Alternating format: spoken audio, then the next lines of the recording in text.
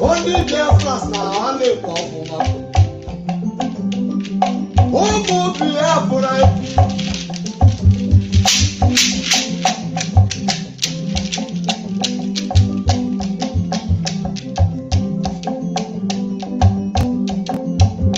Simon and Bagan, the one no one who Biafra got here.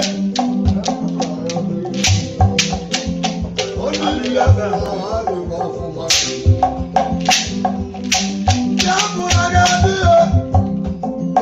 BIAFRANS na family of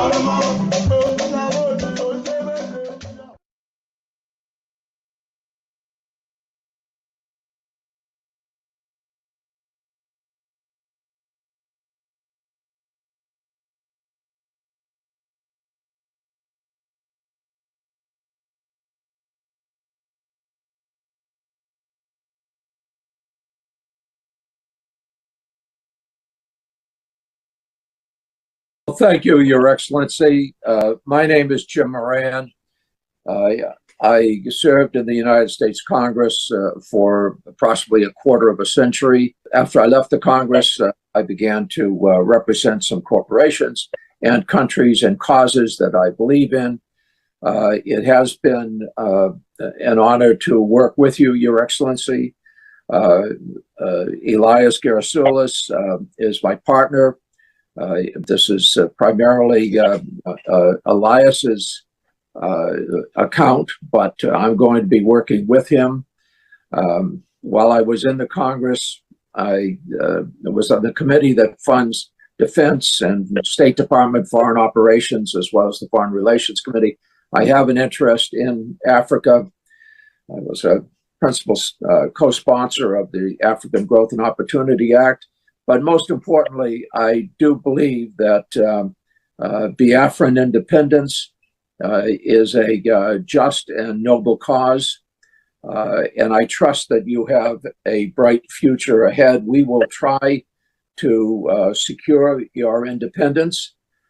We can't promise because the politics is not a particularly predictable situation in the United States today, and justice is not always served, but we will work towards that objective.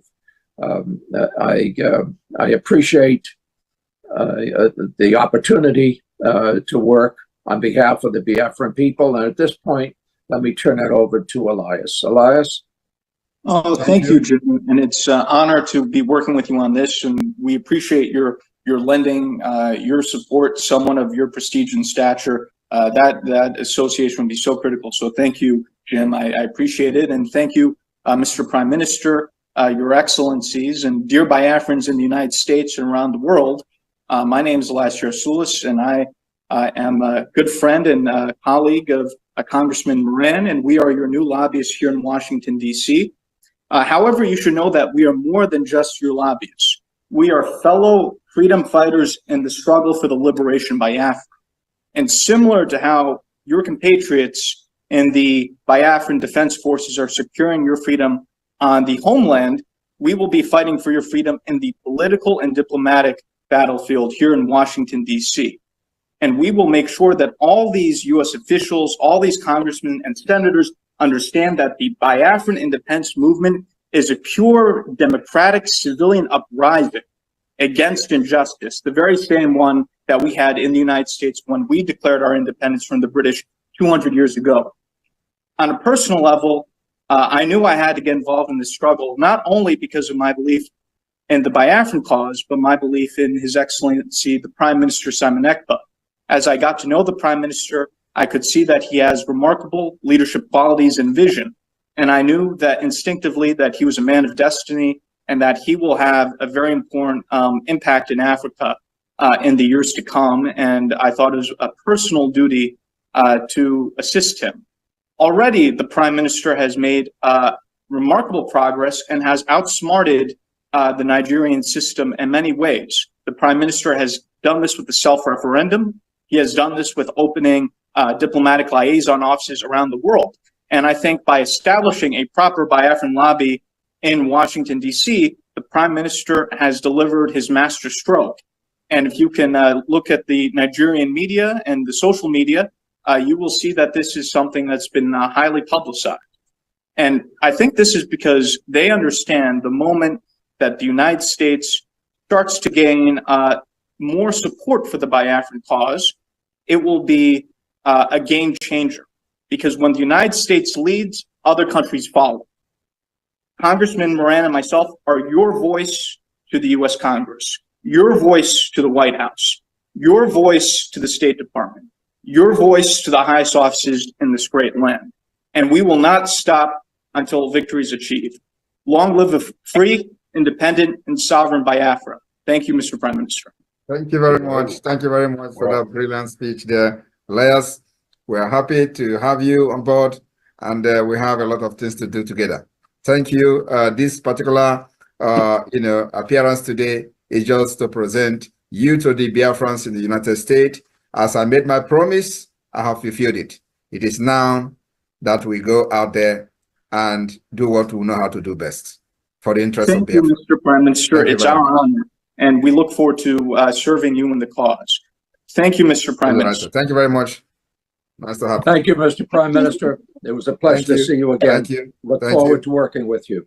Thank you. Bye. Thank you, Chimora. Thank you. Igbos penetrate Biafrans, a different breed of Biafrans that understood how the Fulani terrorist cabals and Nigerian government works.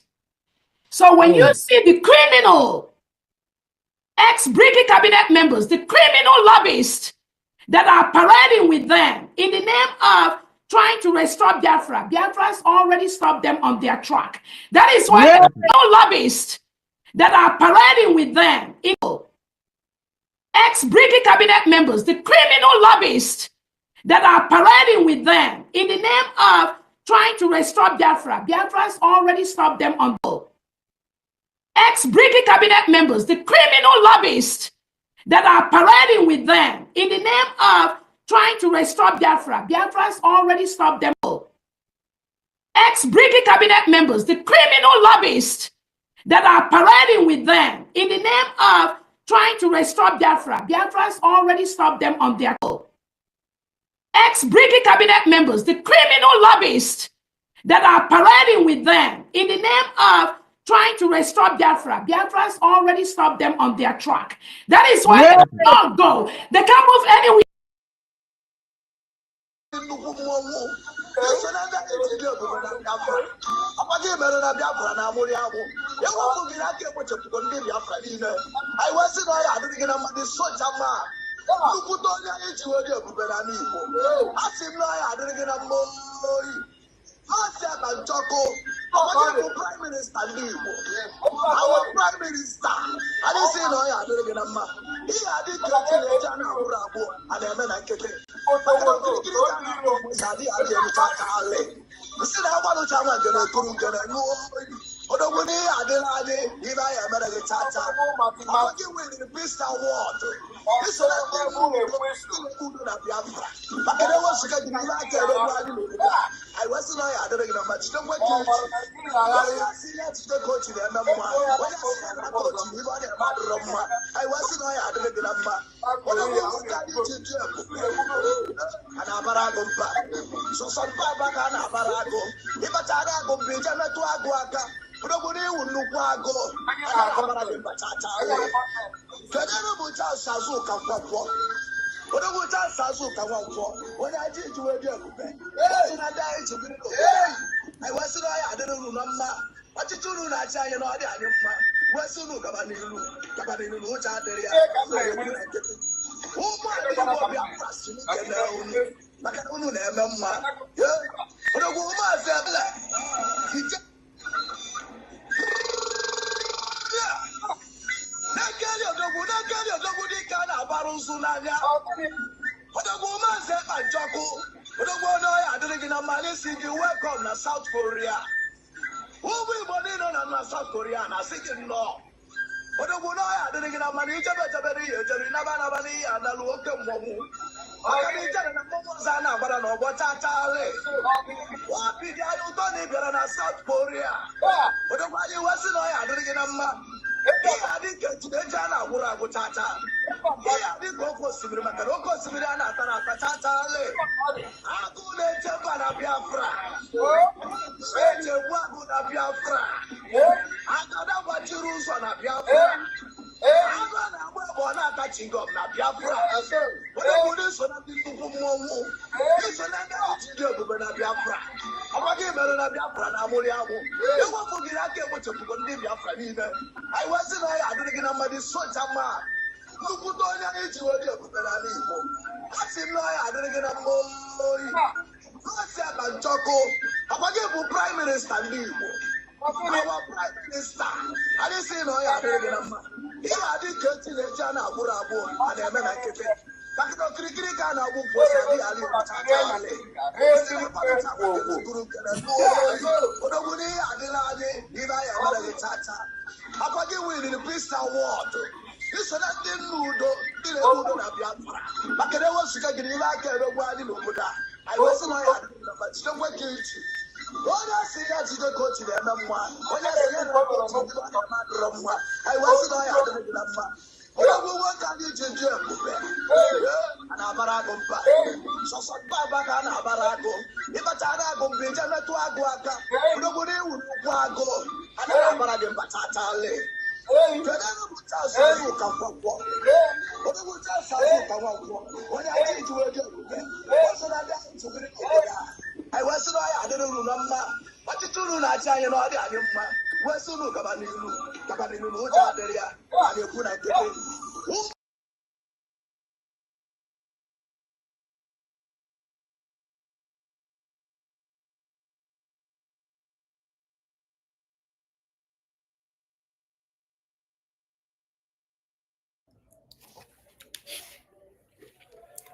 Ndewo, Biafran people. Ndewo to everyone watching. It may be night, it may be morning, it may be afternoon. Whatever the time is, I salute all of you. Yes, we miss our PM, and we miss his dance, and we miss everything about him. And he will join us very soon. I salute all Biafrans who are doing 1 and 2 to make sure we continue to keep the flag flying high above sea level, so that the enemies of Biafra will not destroy everything. I salute you all. The donors that are making donations on a daily basis, you are intensifying the strength of the Biafra Liberation Forces. You are intensifying the strength of the Biafra Liberation in the homeland. You are making the lobbyists and attorneys to be able to function more stronger than ever. Yes. Your courage and determination at this very time that PM is not here is what keeps this government going. But you need to understand something. The heroes that fought the test of time for Biafra in 1966 to 1970s, they are not here again. They fought a good fight of faith. They defended Biafra. And then we had a reason to re-emerge and awake that spirit of Biafra again to continue. If they did not fight a good fight of faith, that wouldn't have happened for us. So that means they did something good. They laid a very good foundation for us. No matter the mistakes that occurred, it's because they stood their ground to fight that we are able to know and hold our ground on Biafra again. Many of them are gone now. But we had Owazirike waking up again, speaking Biafra. Then after Owazirike, after he was betrayed, he was betrayed. That is what you need to understand.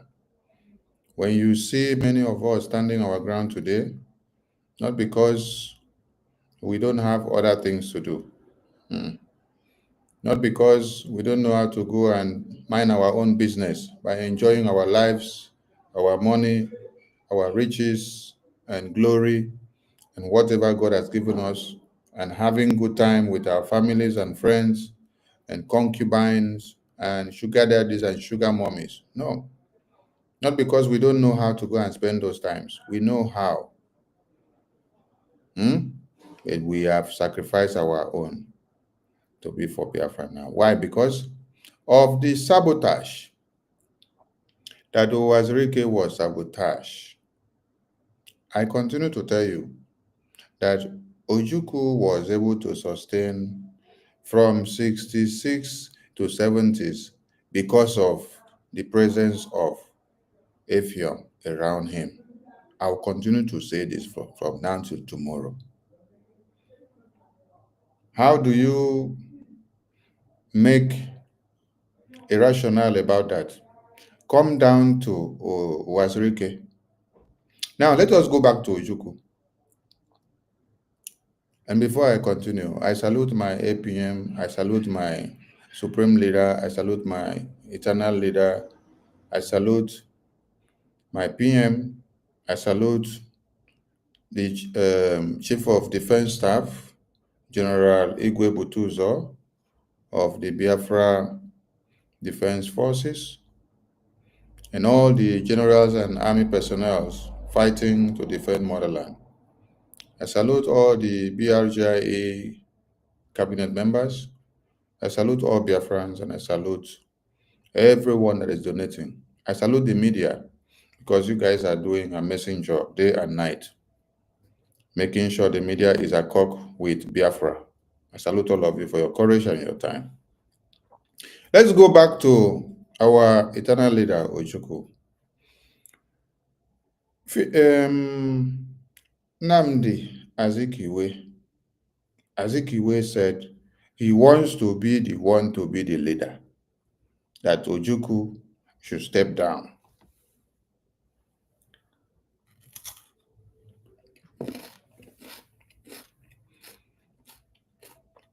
That Ojukwu should step down for him to be the one to be the leader. Just like today, that all of you are running after power. You see, PM just tested all of you with power within a month. No, it was not even up to a month. Within days, PM just tested some of you with power within days, and you failed woefully. All of you failed woefully. Just within days, he tested some of you with power. You failed woefully. Azikiwe told Ojukwu that if he doesn't allow him to be the leader, he will not continue, he will not come and join Biafra. This is somebody that has no IQ of how to go about it all. But he wants to be the one to be the person to answer the name. Why? Because he was the ceremonial president of Nigeria, who could not do anything. When Islamic Jihad was facing everybody to the face, the only thing Azikiwe could do was to zoom out of Nigeria, go to the Caribbean and the UK, tour around and had vacations just to while away time so that he would not see how the massacre and the genocide will happen, because his hands were tied. He couldn't have done anything. So he had to escape, to go and stay outside of the country and watch how the genocide will happen. The same thing that you see go on today, running out of Nigeria to go to UK, to sit down there and watch to see how Nigeria will crumble into pieces. Go on that was used to destroy the lives of thousands and millions. Today, he runs out of Nigeria to stand in exile to watch and see how Nigeria will be destroyed, because they use him to pave the way for Islamic Jihad to come to be. He thought that slaughtering and helping Britain to secure their oil wells, which they stole in Biafra land, by slaughtering Biafrans will safeguard him. No. Today, he is still at the mercy of the same people that he worked for to slaughter Biafrans. Azikiwe said, if Ojukwu does not allow him to be the one to lead, so that his name will carry, he will not join. When Efiong came, Efiong did not say, Ojukwu, I want to be the one to lead. Oh. That is for you to know that when you see me in this Biafra liberation, I'm not here for power. I'm not here for position. I'm not here for anything. I'm not here for self-gratification. I am only here to make sure I push and stand as a guiding angel to the person that all of you want to kill because of your hatred and your evil mindset. Yes. I will always be speaking up. When I see that you want to destroy, I will speak up. I will shout. I will not allow you to kill Prime Minister. I will not allow you to kill APM. I will not allow you to kill any Biafran who I know is working judiciously to see that Biafra is restored. Efiong would have been slaughtered if he stuck to Ironsi. Ironsi pulled him out because he said, oh, as his own brother, Ironsi was a Biafran Igbo. Efiong was EFIK-IBIBIO Igbo that they called Calabar. Ironsi removed him as his right-hand marker so that he could do what? Just to please the Fulanis. just to please the Fulanis. And then he pleased the Fulanis, and the next was they dug his grave, and he was slaughtered in Ibadan. The same Effiong now became right-hand marker to Ojukwu. And when Effiong went to Ojukwu, Effiong did not tell Ojukwu. Let me share something for some of you that may not know. Effiong, when he went to Ojukwu, he took his time to go and supervise all the cantonments that we have in Biafra land, where we have, like, let us call it camp or barracks, where we have some of the weapons that we are going to use to fight. Effiong took time to go and supervise and check and check and check and check and check and check. And then he came back and then told Ojukwu, what we have on ground, I don't see the possibility of us winning this war because we don't have much armament. Ojukwu told him, it is not about the armament. It's about the commitment. And then Effiong used that to also console every Biafran that were ready to defend motherland. And say, yes, it is not by the armament we have, but it's going to be with the strength of the God of Biafra. That is why when the Zoo terrorists entered Aba, we finished them over 2,000 overnight. When they woke up later in the morning, they saw that they were all down. The question was, how did it happen? Before Gowon could realize, and Adewale could realize, Okokondem was already giving the news on the media. While we took over 2,000, Okokondem were telling them we have taken over 5,000. So, as Okokondem broke the news that we have taken over 5,000, and they were not getting any signal from the men that went down to the battlefield, we were already winning the war. We were taking them down, we were pushing them out. We got down to Yo, the EKID, we were pushing them. What is my message here? My message here is that Effiong, which he runs push out, which he later came to come and align with Ojukwu, did not come to come and drag position with Ojukwu. But when he came, he was submissive to Ojukwu. Aligned with Ojukwu, they plan how to defend motherland. That is why he protected Ojukwu and defended him as his right-hand marker from many of you enemies. Yes, very close enemy. Because the same way you people betrayed Wazirike, it was not Effiong, it was not Akbarawa that betrayed Wazirike. It was not Okokondem, it was not Edidem, it was not Nsisong, it was not Effiong, it was not Okon that betrayed Wazirike. It was you people, you evil people that will come out and be shouting Obatobie. You will come out and be shouting Obatobie all the time.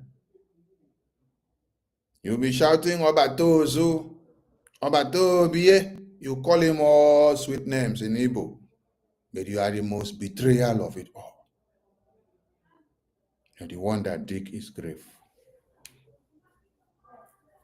That Ojukwu was still alive from 66 to 70s, and he was not poisoned, and he was not killed. It was because of EFIO I was truthful standing by him. Where did Ifejuna emanate from?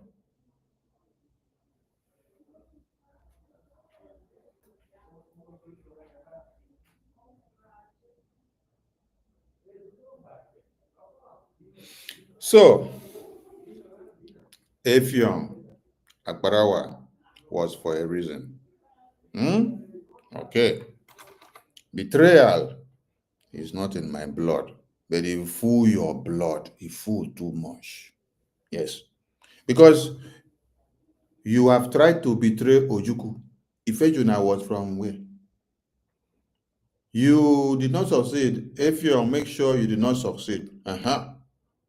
You now came down to betray Owazrike because there was no Efion, there was no Akbarawa around Owazrike. You still came down to betray Nnamdi Kanu because there was no Efion, there was no Akbarawa. Simon Ekpa now, you guys cannot succeed because there is Efion, there is Akbarawa. If you like, go to Juju. When I say the Juju way una do, say the Juju no dey catch Sonny, make una continue to dey do. Make una continue to dey do now. No problem. The more you do the Juju, the more God is protecting Sonny and protecting my Prime Minister. Yes. And nothing will happen to my APM. Yes. Nothing will happen to him. God will continue to protect him.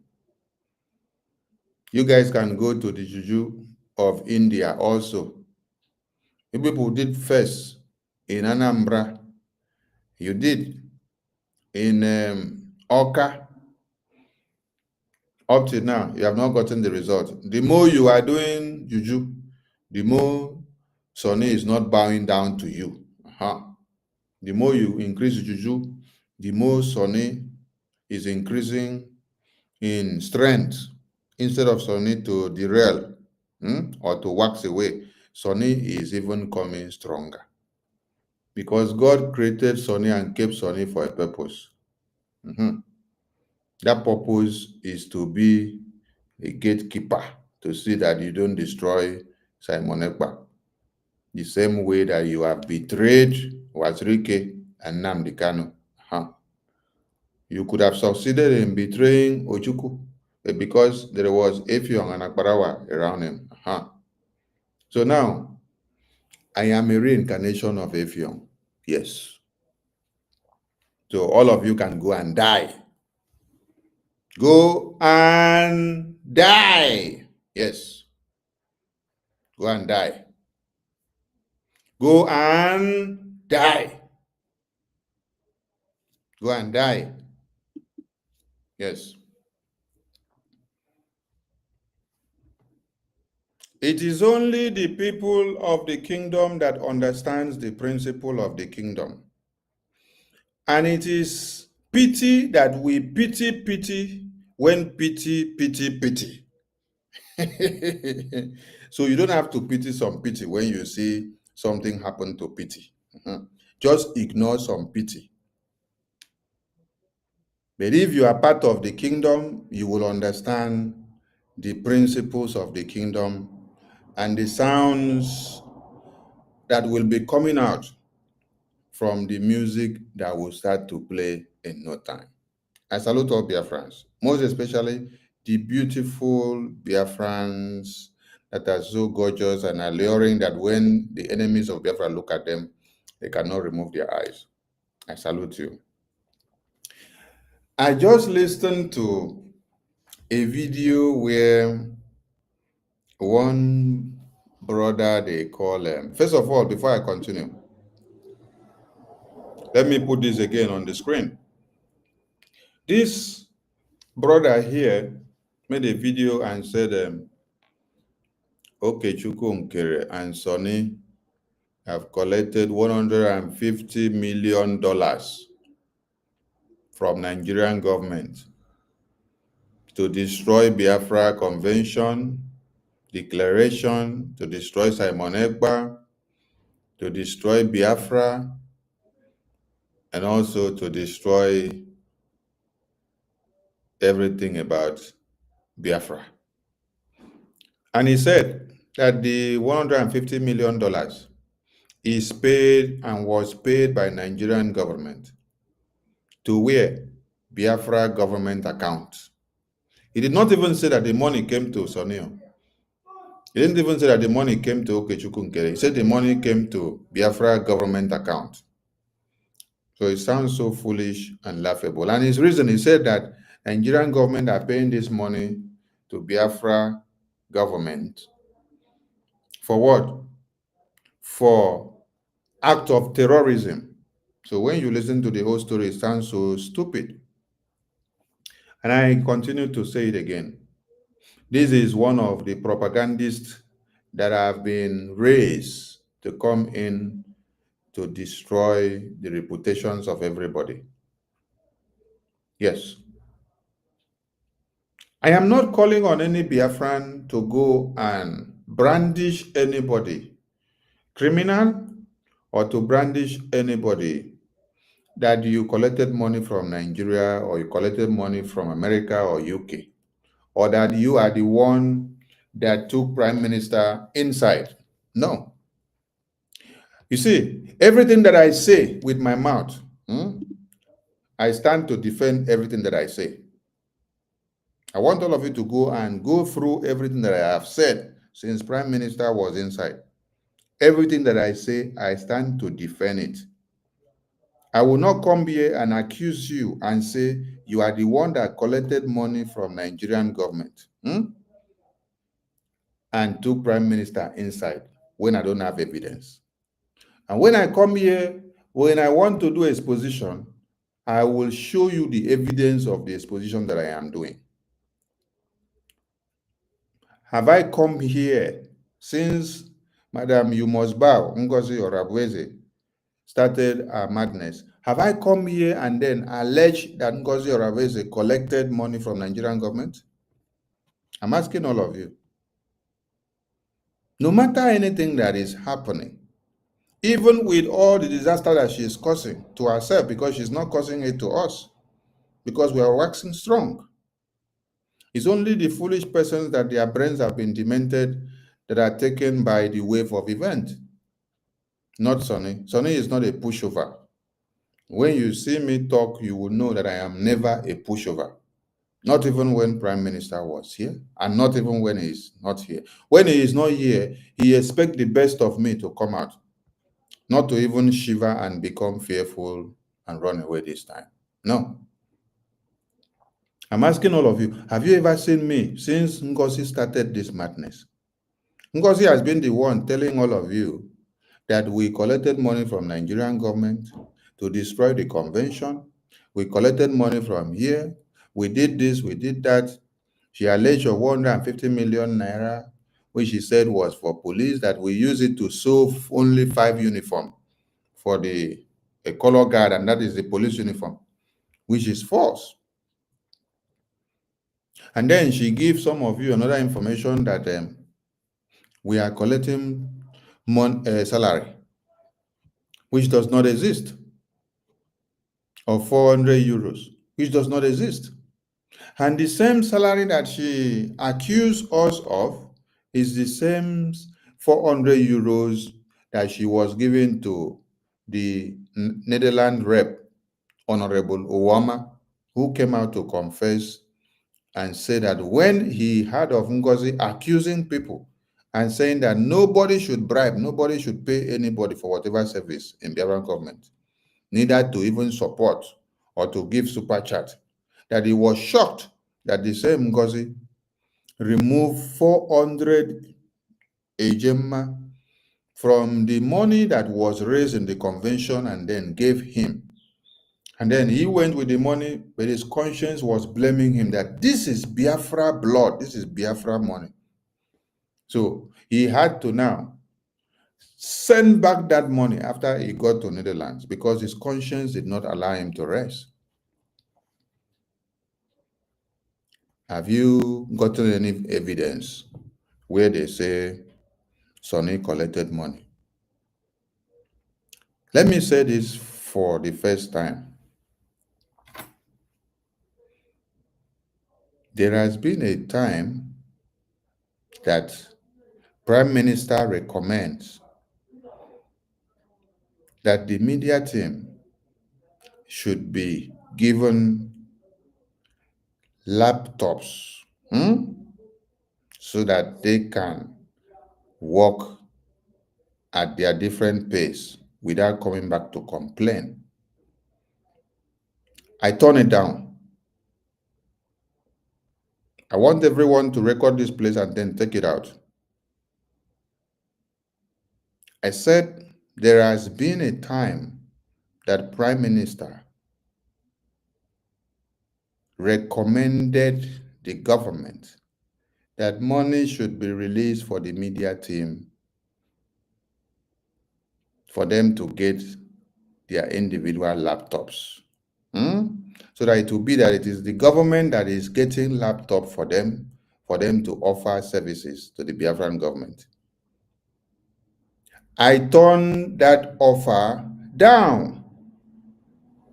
When you see that many people don't like Sonny, it's because Sonny don't allow them to turn the Biafran government into where they come to become rich.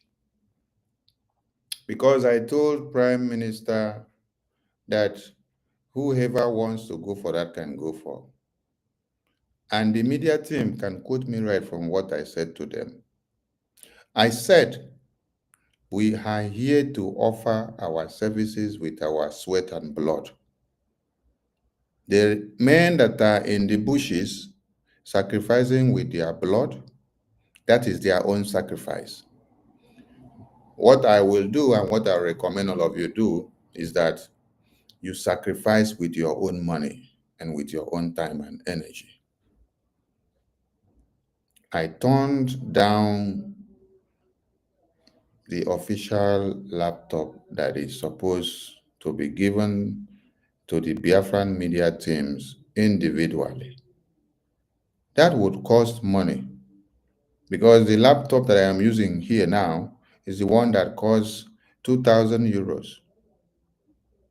I did not get it from Biafran government because it has to have a good graphic card so that when it is working, it doesn't have buffering. It should be very strong. So getting that for all the media teams, I know how much it will cost. But I said every media personnel should count whatever that you are doing as your own sacrifice to the Biafran government so that tomorrow it will not come back against you. That is because I saw what was coming on the way. If I had paved way for this to happen, today, NGOZI will use it. NGOZI will use it today to make broadcasts.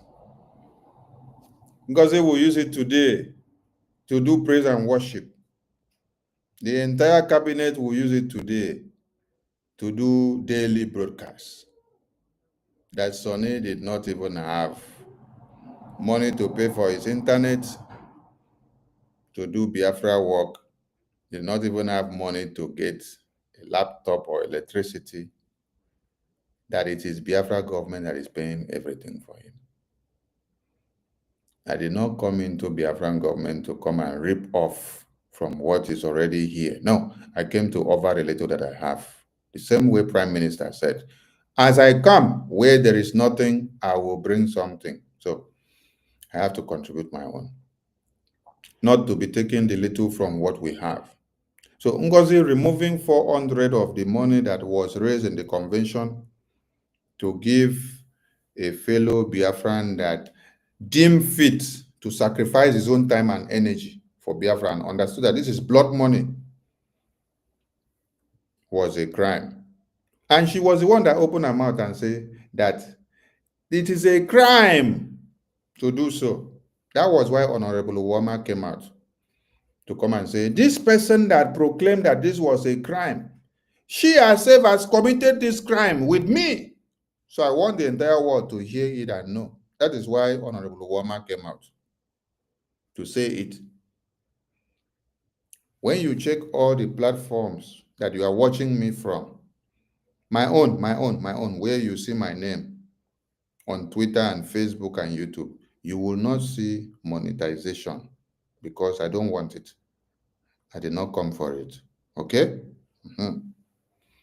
So when you see some of them say, this Sonny is trickish, I will not allow ego to sway me off the line.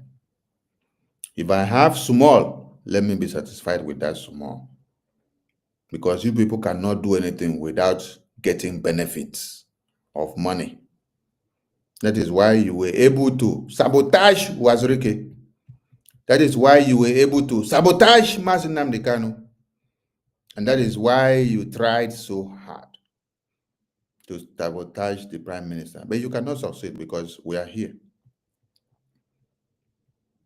I have not come here any day to come and start putting the face of NGOZI on this screen and tell you NGOZI collected 100 million naira from Nigeria to destroy the Prime Minister.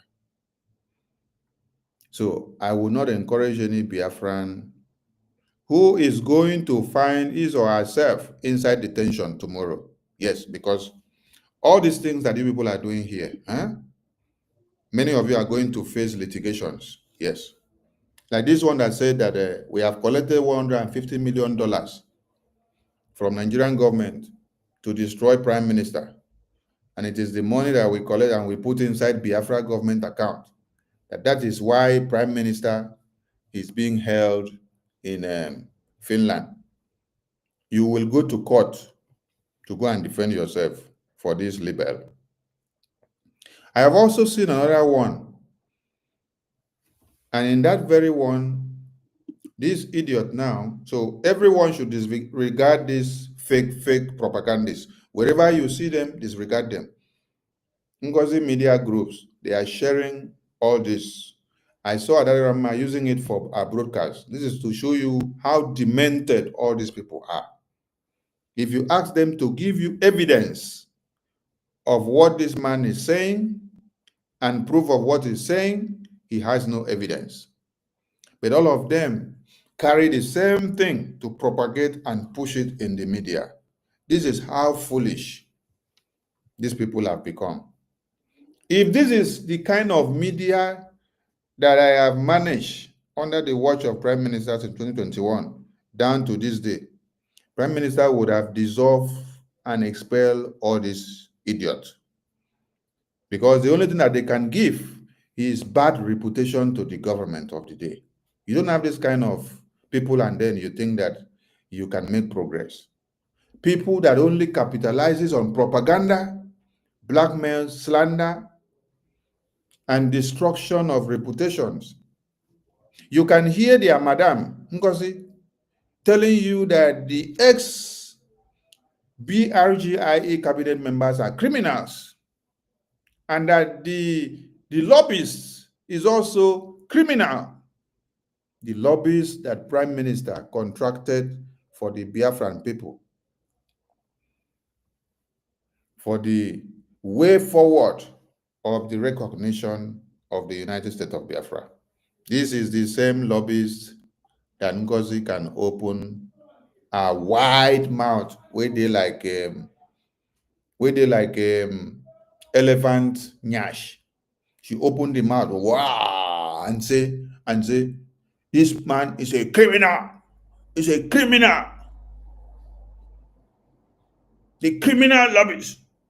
The criminal lobbies.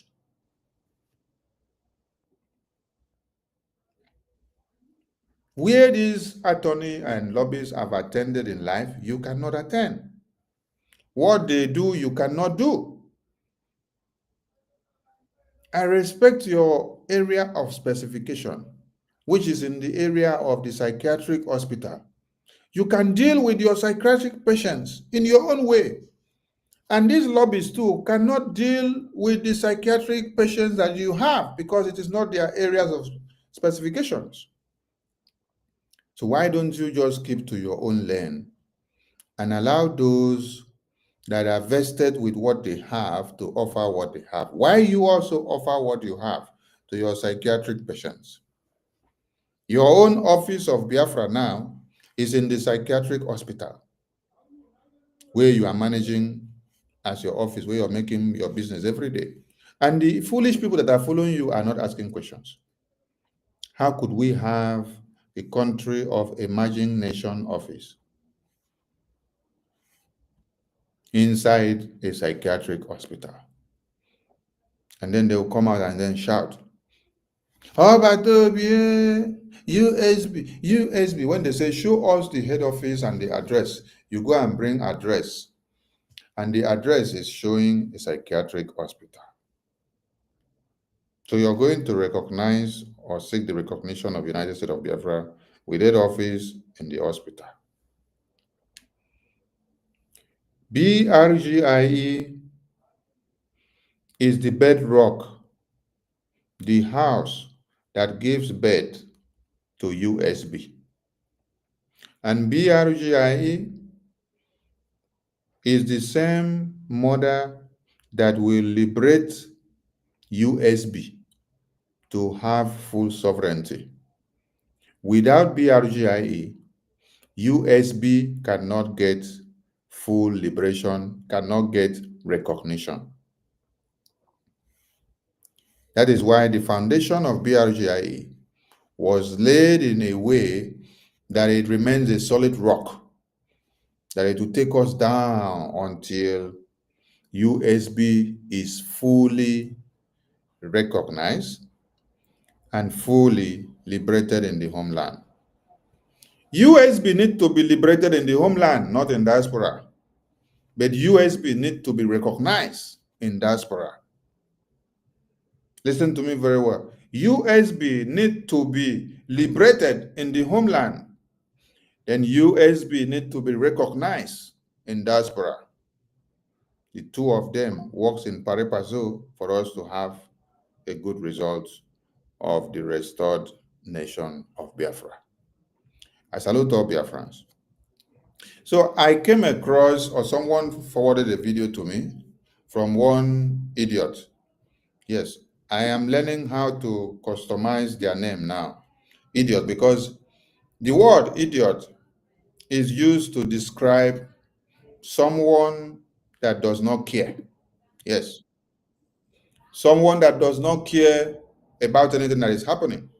Someone that just sit back and relax, enjoy his or herself, and then when he sees that there is necessity to just come and do what he wishes or what she wishes, he or she will just jump into the pace and then start saying what he wants or doing what he wants. But the point is, he's an idiot because he or she doesn't care about the people that are slaughtered on a daily basis. He or she doesn't care about how far we have come. He or she doesn't care about the foundations of BRGIE.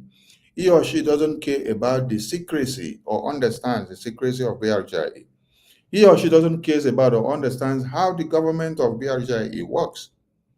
He or she doesn't care about or understands how the liberation mood should be run. He or she doesn't care about if they slaughter anybody tomorrow or not.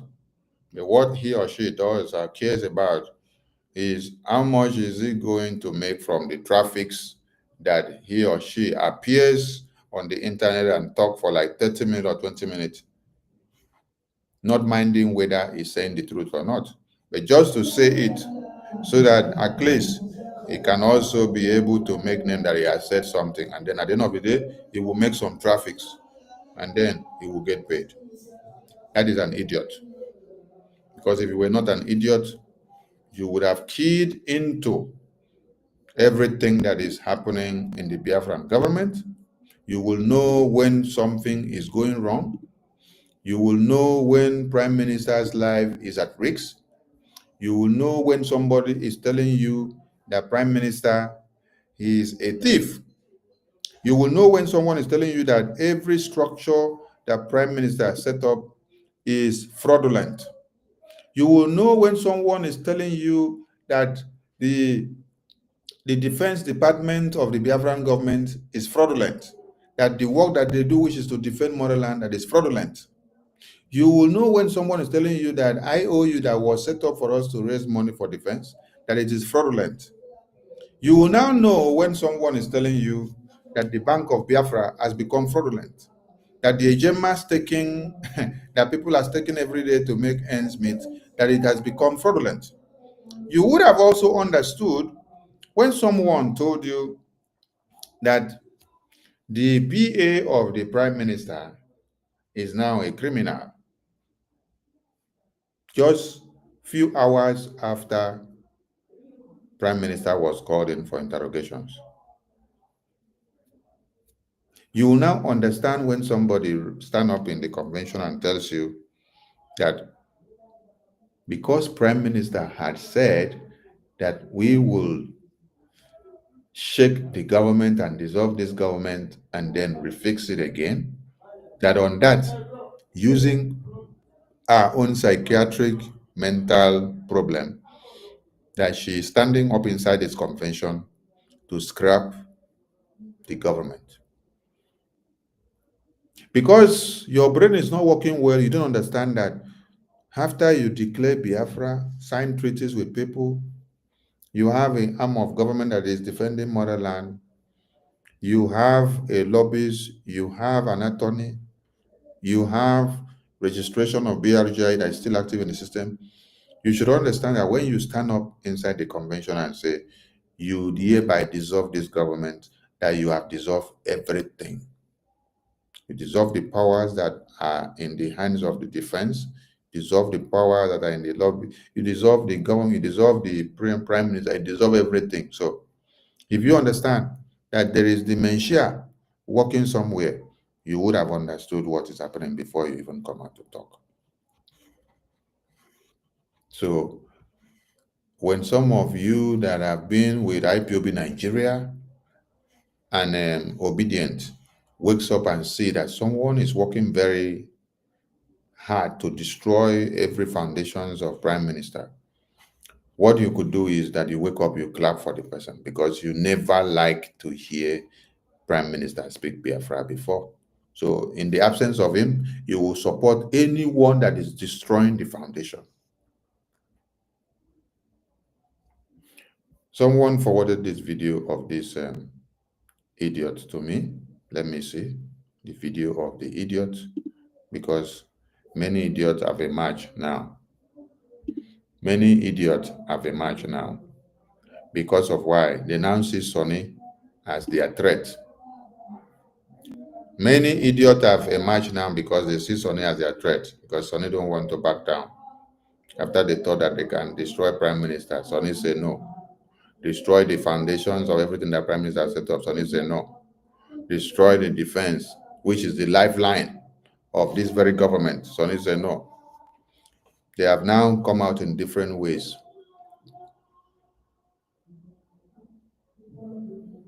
In the last broadcast that I made, I said something about how NGOZI succeeded in changing the 2nd of December to 29th of December.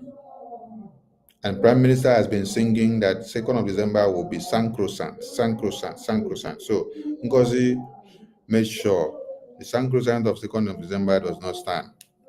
So it should now become 29. And she was pronouncing her own now that it is now 29 that is sacrosanct. I made a video, made a broadcast, and the broadcast was long, and later I cut out that part so that people will understand something. I did not say that I am telling Biafrans that the reason why they must fall back to Brgie is because NGOZI changed the date from 2nd to 29. And in that same broadcast, this idiot here did not listen and pick out the part which I specifically stress that you cannot register a country in another country. That we said we have restored Biafra, we have declared the restoration of Biafra. That means Biafra is now a country, which we need to continue to fight for the recognition until we get full liberation. And I said, now, you cannot carry another country to go and register inside another country. If you say you are going to register USB now in America, that means you are making USB a property of America. That is why we had a legal entity government, which is the government in exile, which has to continue to exist to fight for the total recognition of USB. So anybody that is telling you is going to go and register USB now, that person is a moron. Because there is never a time that China will stand up from China and say they are going to go and register China inside America. No, you have your sovereignty. What you do is you enter into diplomatic ties. You enter into allegiances. You sign treaties with countries, but you don't go and register your country as an entity to become like a business entity or a body in another country. When you register your country in another country, that means you are a property of that country. You are owned by that country. Everything that you have to do is governed by that country. For example,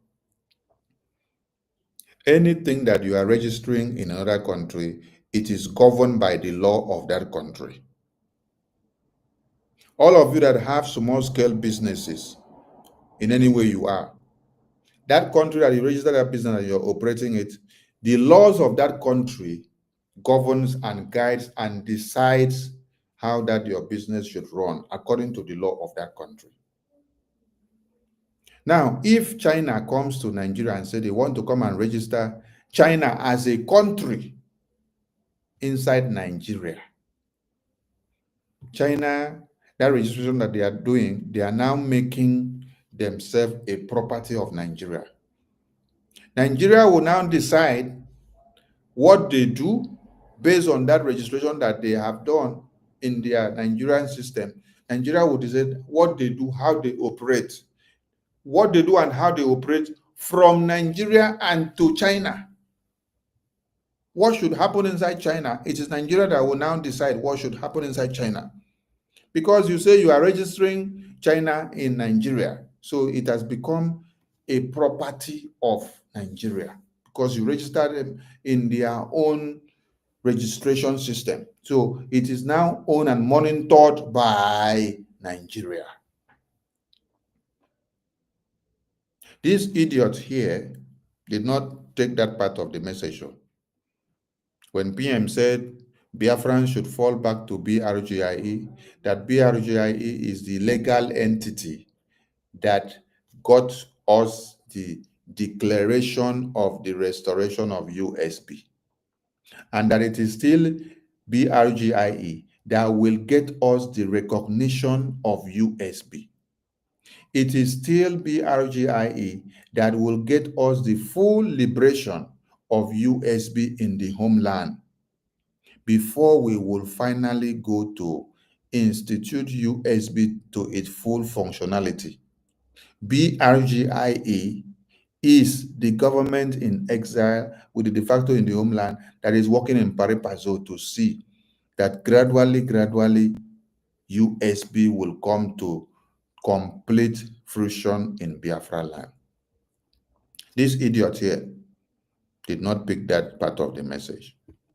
Now, what he did is that he picked the message where I explained that NGOZI changed the date from 2nd to 29 to make it our own sacrosanct.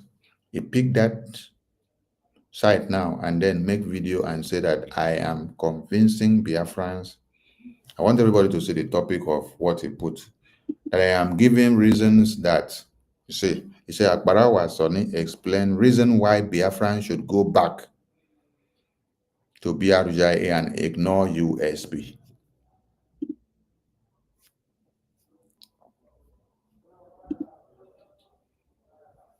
He said that Barawa Soni explained reasons why Biafran should go back to BRGIE and ignore USB.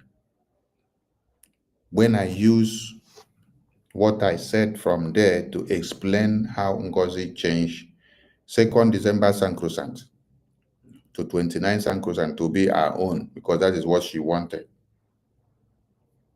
This idiot here now still went ahead to say that I am running away from accountability, that we should come and give accountability, that the money from the propaganda video from this one, because all of them have started the propaganda that it is the money that we don't want to give accountability that Finland are using against Prime Minister. Chai, my God. So I'm here to explain some things. I will allow this idiot to play and to say what he has to say, and whoever knows him should tell him that if he knows what he is doing, he should come to my program when I am live and join the studio, open his camera, and then speak, and then ask me questions so that I will educate him on what he doesn't know. Because I hate to see people that are supposed to be useful become useless.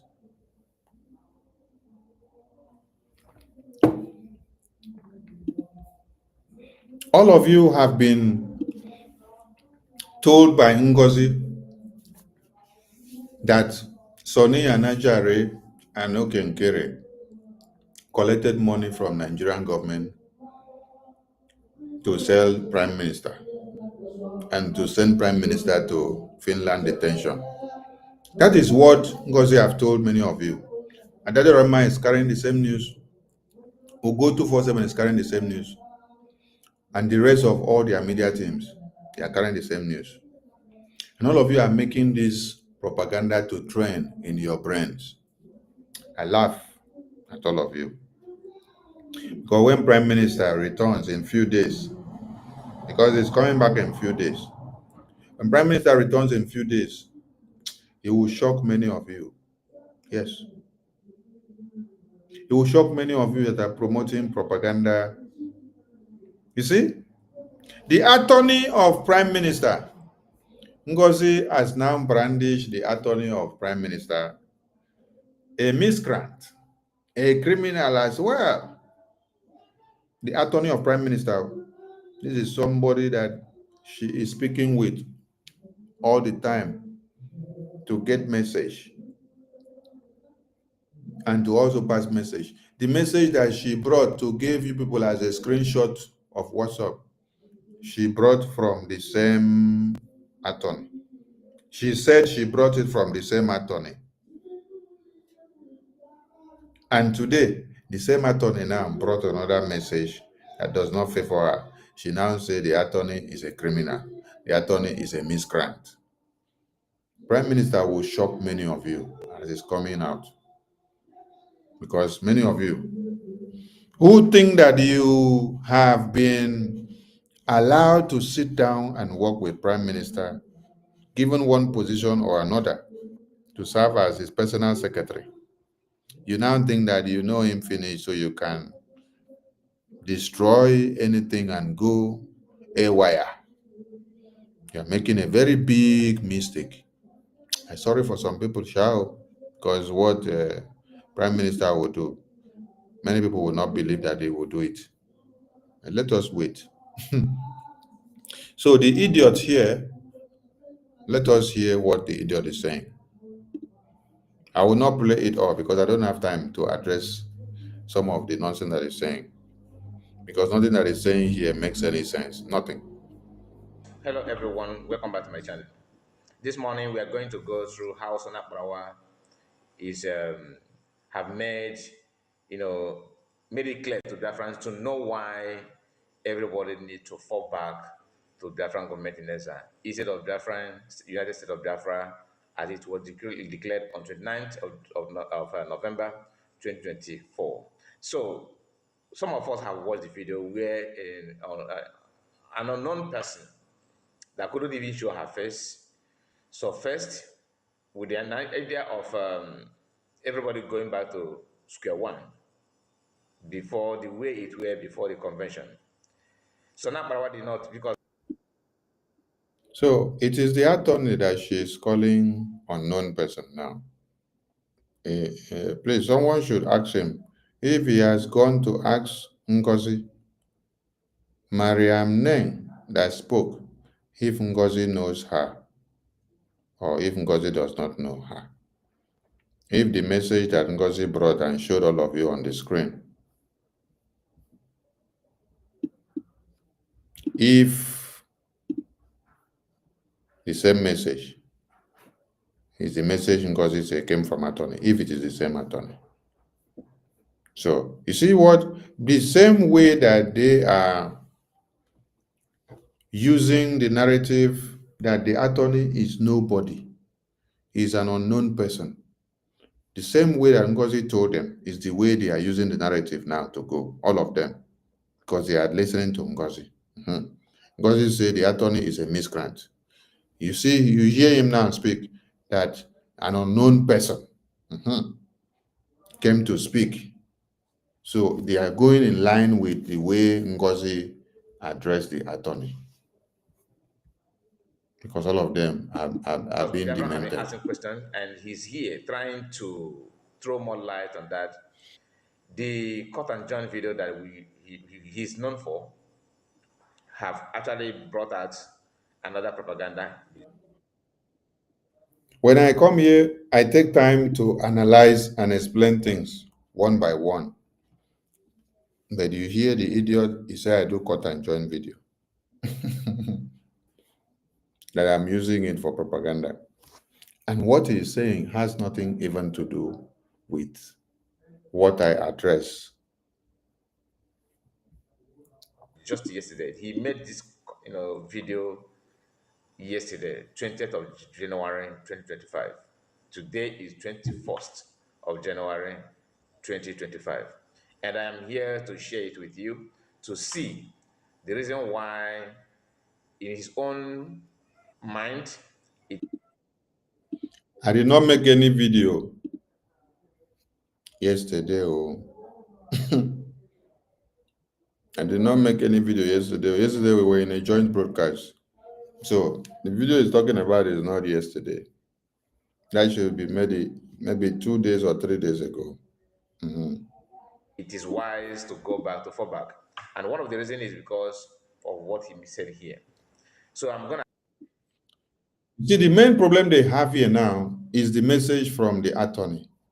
That attorney brought message from PM and said that PM instructed that every Biafran should fall back to BRGIE, being the foundation and the only legal entity that stands to bring USB to full stability. Because we have just declared the restoration of USB, but we are not done yet. So we still have more to do. So there is no how you can scrap USB now or push USB behind, because USB is the only body that has the legal powers to work from beginning of time to the end of time for USB to be totally liberated and recognized. Until when USB is totally liberated and recognized, that is when you see that BRGIE function will come to completion. Now, we have just started the real phase of the work that USB has to do. But because of lack of information and understanding, they have brought non-entities like this now to come into the media to come and start talking down on the Biafran Republic government. Allow the video to play, then you hear it yourself. But before then, click on the like button. Very, very important that you do so. Like the video. That's a way you can support us apart from super chat. Then subscribe to the channel hear that if you have not. comment, of Okay. course, very, very Okay. important as well. So listen to this. Because their main objective of coming out is to get money. Subscribe and like. That is the way you can support them, aside from super chats, so that they can get money from the TikTok, Facebook, YouTube, Instagram, Twitter. Just to do what? Blackmail Sonny, slander his name, but you make money from social media. That is it. The same way that they did to Prime Minister. Prime Minister is busy talking from morning till night. There are many of them that are picking whatever he's saying to do blocking. Just to make money, they are ready to blackmail him from morning till night. They said Prime Minister collected money from Nigerian government to destroy Supreme Leader. They said Prime Minister collected money from Tinubu to destroy Biafra. It was aired yesterday when we were on a live broadcast. We played it yesterday in a joint media broadcast with the media team, where Arise TV interviewed Prime Minister, and then they refused to air the interview because they saw that it was not to their own interest. They said, Prime Minister, you have been accused of working with Tinubu and collecting money from Nigerian terrorist government. I want to say, how can I be fighting the same one Nigerian terrorist, and then you are now still accusing me of collecting money from the same terrorist government? I am fighting them on a daily basis. They are crying every day that I am disturbing them. I'm not allowing them to breathe. And then you are now still accusing me that I am collecting money from them. What is the rationale behind your madness? Because you don't reason well. The other one that I showed before, that one said Nigerian terrorist government gave us $150 million to destroy Simon Ekpa. So Nigerian terrorist government will give us $150 million. And then we will still be coming to fundraising every day. Do you know what it costs to get hammer tankers? Do you know what it costs to get warship? Do you know what it costs to get fighter jet? Do you know what it costs to get RPG? Do you know what it costs to get AK-47? Now, we don't need pump action again, because pump action is for children. You need to get automatic machine that when you press the button, you release like 20. So that if the enemy escape 5, 15 will not go untouched. So you think that we will have even $50 million, and then we will come out to come and beg you people for fundraising every day? This is how far the propaganda and blackmail is going. NGOZI is selling it to them, giving them the topic. IPOB Nigeria is very good at what? Propaganda and blackmail. This is what they have been using before now. So all the ones that have left IPOB Nigeria to join NGOZI now to become their media team, it is what they are very good at. They will go and sit down and cook one story and write one long epistle. Put your name and say you do this and do that and do that. Then all the foolish idiots, they will copy and paste, copy and paste, copy and paste, copy and paste and post, without asking for verification of the facts and figures that they are copying and pasting, to know whether they are going to incriminate themselves or not. No. They will copy and paste without any evidence. So this idiot here now is here to disgrace himself.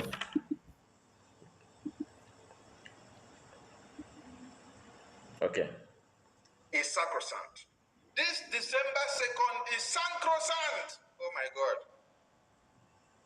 Let me take it back. Let me take it back again so that you hear. This December 2nd is sacrosanct. Okay. This December 2nd is sacrosanct. Oh my God. So that is a Sona Barawa recording the same thing. This December 2nd is sacrosanct. Okay. Now listen. What did Madam do? Madam, let me go back again. Madam has succeeded in removing the sacrosanct of Prime Minister to become weeks, it could last 3 weeks, it could last a month, but that 29th of November is sacrosanct. That is all about. That is all about it. That 29th now is sacrosanct for her. Now, this change of date is one of the reasons, if not the only reason, Sona Barawa is in support or was advised to say what he's saying. Because, You see, from my speech, I did not say that because NGOZI changed date from 29, from 2nd to 29, that I should, or that is the reason why I say, or BRGIE must continue to stand. I did not say because NGOZI changed date from 2nd to 29, that BRGIE is a legal entity. But this idiot is interpreting that it is because of change of date. That is why I say BRGIE is the legal entity.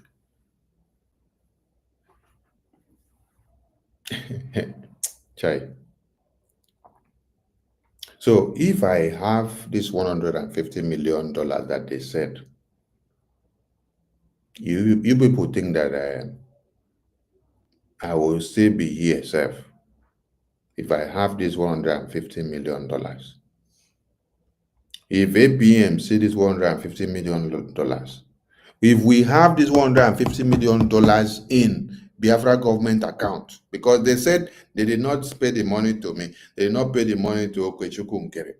They said they paid the money to Biafra government account. When you hear how the cheap blackmail is so silly. So if we see this $150 million, what do you think say we for don't do for homeland? I am making this Okoko today to be popular. That is why I am playing his video. So that the rest of them will take dressing from it. Yesterday, I played the video of this other Okoko. This one, I played the video of this one.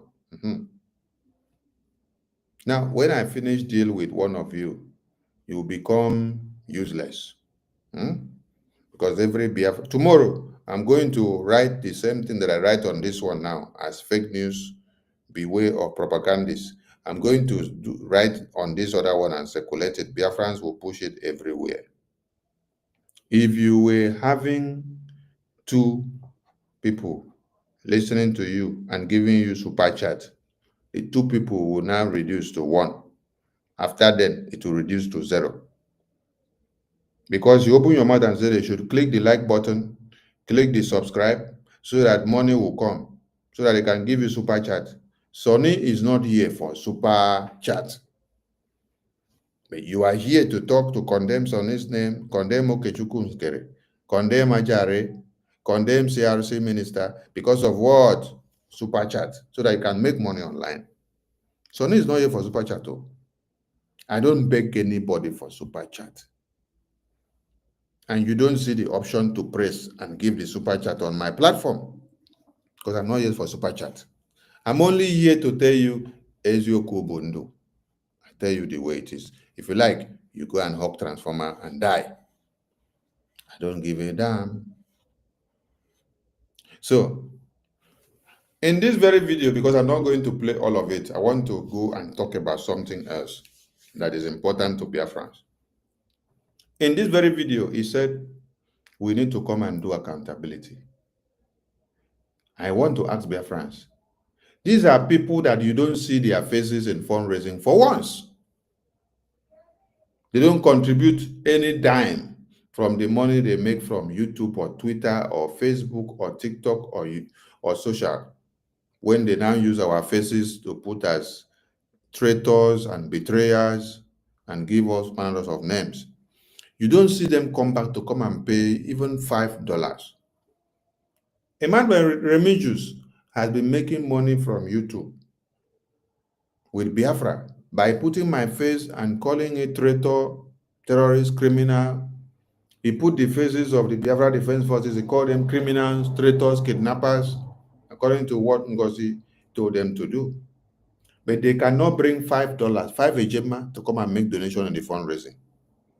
But Sonny is not begging any of you for money.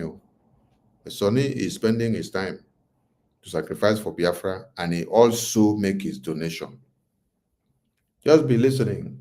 When my country is coming to make the announcement of our fundraising, you will hear my name. But yet, I am still here to sacrifice my time and energy to pay for the platform that I am using. I am paying for it so that I can come out like this and talk to Biafrans. Now, that is the broadcasting platform, because when you are here like this, you have to come out on Facebook, YouTube, Twitter, social, and many other social media. I have to pay for this platform before we can use it every month. I have to pay for my internet. I have to pay for my electricity. How about my time? I have my family. I have my work that I have to work to make ends meet.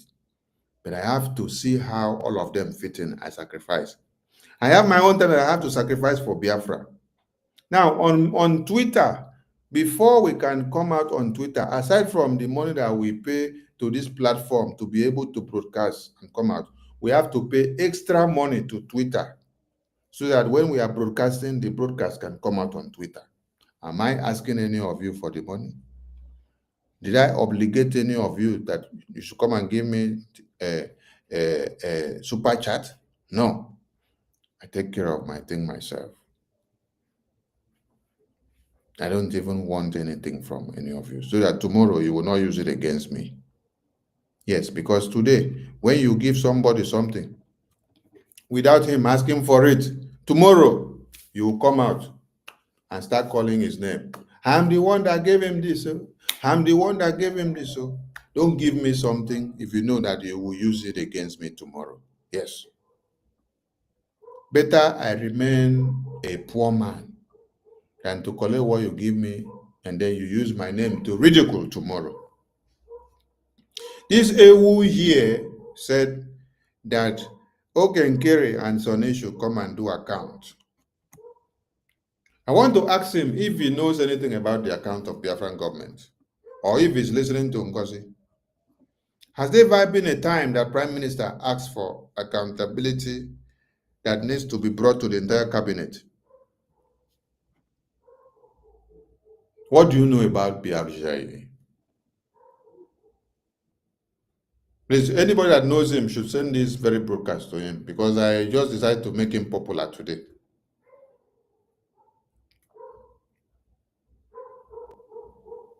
What account do you want to do? You want, NGOZI is telling people that you need to do account. Is it the account of Okechukwu Nkere after Prime Minister was called in for interrogation to this very day that you need? Or you need the account of the works of Prime Minister from 2021 till the 18th of November 2024? Is it the account of Prime Minister that you need? Why do you need the accountability of Prime Minister, his government, of how he was supervising the government, how everything were managed while he is not dead? He is not dead though. He is not removed from government. He is still actively the Prime Minister, but he is in detention. So why do you need his accountability while he is in detention? Why are you in a rush to ask for the accountability of a man that has sacrificed everything for Biafra? He is in that place answering questions because of Biafra. You are asking for his accountability now. Why can't you wait for him to come out? There is something some of you don't understand. When NGOZI comes out and be shouting, Okenkere should come and give accountability. Okenkere should come and give accountability. Which accountability is Okenkere going to give you? Okenkere has no accountability to give. If Okenkere should open any book now and start saying anything, he is going to give you accountability of the works done under the watch. Listen, under the watch of the Prime Minister, not under his own watch. because Prime Minister was taken yesterday. Okenkere has not done anything yet. All the report that you are seeking for is the report of the Prime Minister under the watch of Prime Minister when he was here. So why do you so need the report of accountability of Prime Minister in his absence? Why is it so important to you that you need that report in his absence, not in his presence? Why didn't you summon the Prime Minister to give you the accountability when he is here? Why are you pressing the button and pressing so hard to get the accountability of Prime Minister in his own absence? Because you know, he instituted a Prime Minister. He instituted a Finance Minister and presented it to the Biafran government, and everybody voted and adopted him and elected him. So today now, because he is not here, you hold his finance minister to come and give his report. Is that not treason? Not that he is not here, that he is incommunicado or he is dead. No, he is not dead. He is still alive. He is in there to answer questions because of this very government which he set in place. And it is the same government that has ganged up against him to ask for his own accountability in his own absence. Is that not treasonable? What do you need those information of that accountability for? While the man is in detention, why do you need his accountability? Why do you need those information to be brought out now? Why can't you say, okay, let's keep that one until when it comes out, it will sort it out. Then continue with the new template. Why do you insist on the accountability of the Prime Minister while he is facing interrogation? You see, many of you don't know what Okenkere is doing for all of you. If Okenkere venture any day comes out and starts saying this is the accountability of what the government were doing under the watch of Prime Minister, he is digging the grave of Prime Minister. So you need to clap for Okenkere. You need to clap for Sonny that was shouting and say, you cannot have accountability of Prime Minister in the absence of Prime Minister while he is facing interrogation for the same government that he suffered for. Wait until when he comes before you seek that thing that you find, because you are all evil. That is why I started this program by cursing many people. Yes. It's not my doing or my way of life that I started a program and then I start cursing people.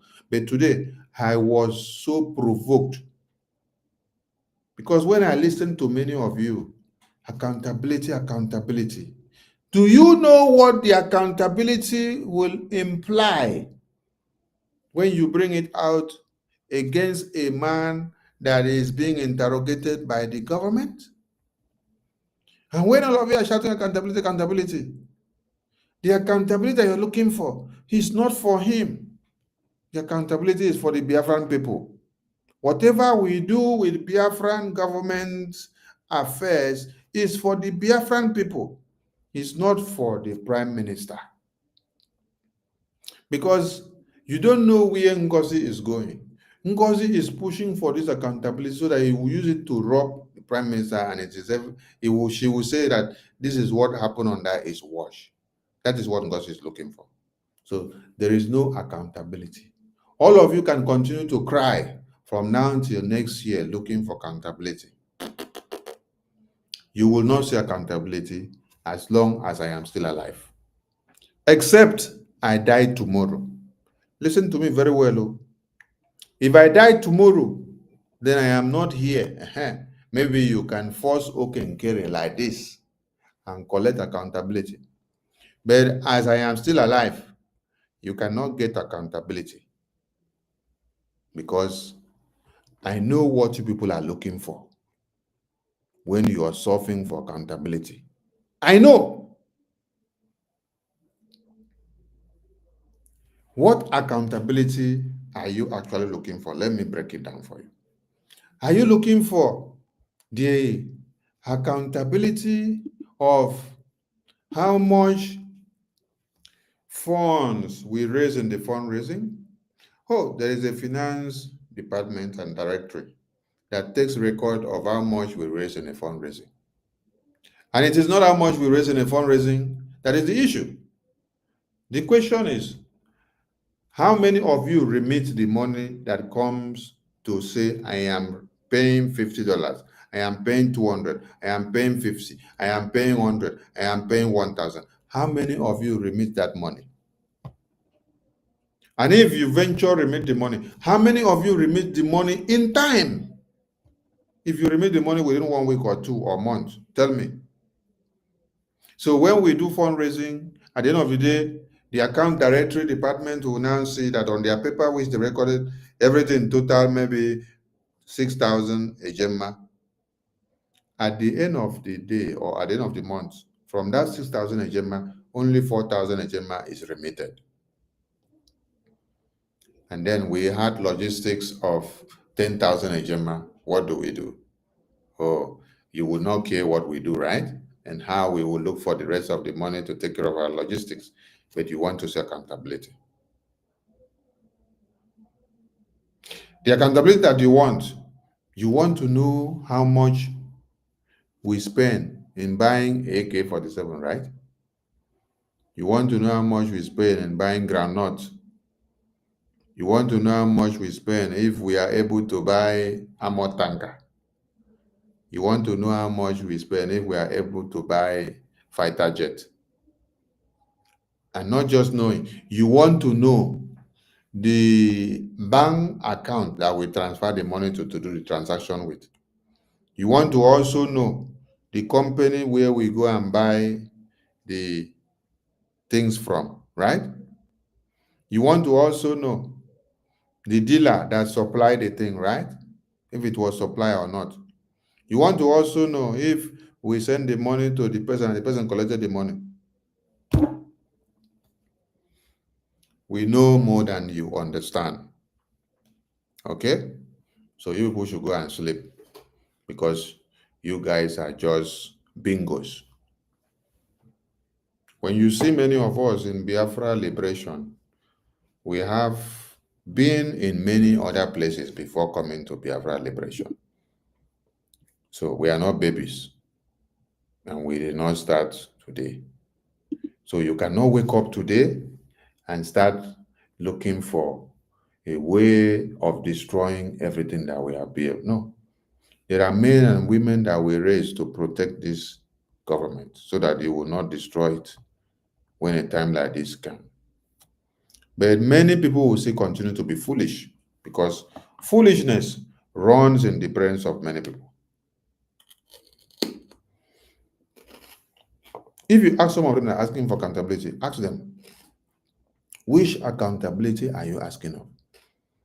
Can you tell us or give us any evidence, a video or recording of when Prime Minister summoned the Minister of Finance to come and give the government accountability inside the government cabinet and then he ran away?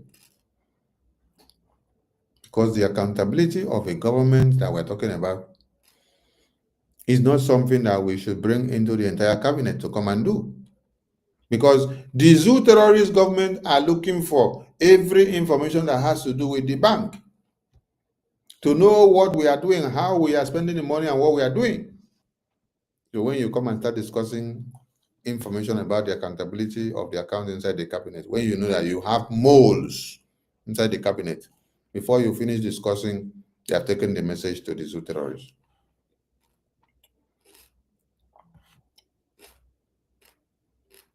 The zoo terrorist wants to know what we are doing and how we are doing it. Then you're asking for accountability. So that when we come and tell you the information, before you know it has escalated and gone haywire. So that you destroy every avenue through which we are having our connections to do what we have to do. We understand all these games. The reason why Prime Minister kept NGOZI away from the defense was because of this kind of sabotage. Prime Minister welcomes all of you into the cabinet, not minding where you all came from.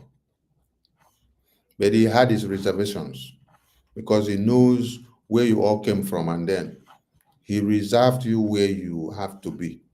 He stopped you from going to some places. That is why I give glory and honor to the Biafra Defense Forces Council. I give glory and honor to Minister Success. I give glory and honor to the Minister of Defense, the Chief of Defense Staff, General Butuzo, because he did not allow NGOZI to penetrate, to enter the Defense Council when NGOZI came after PM was called up for interrogations. He stopped her.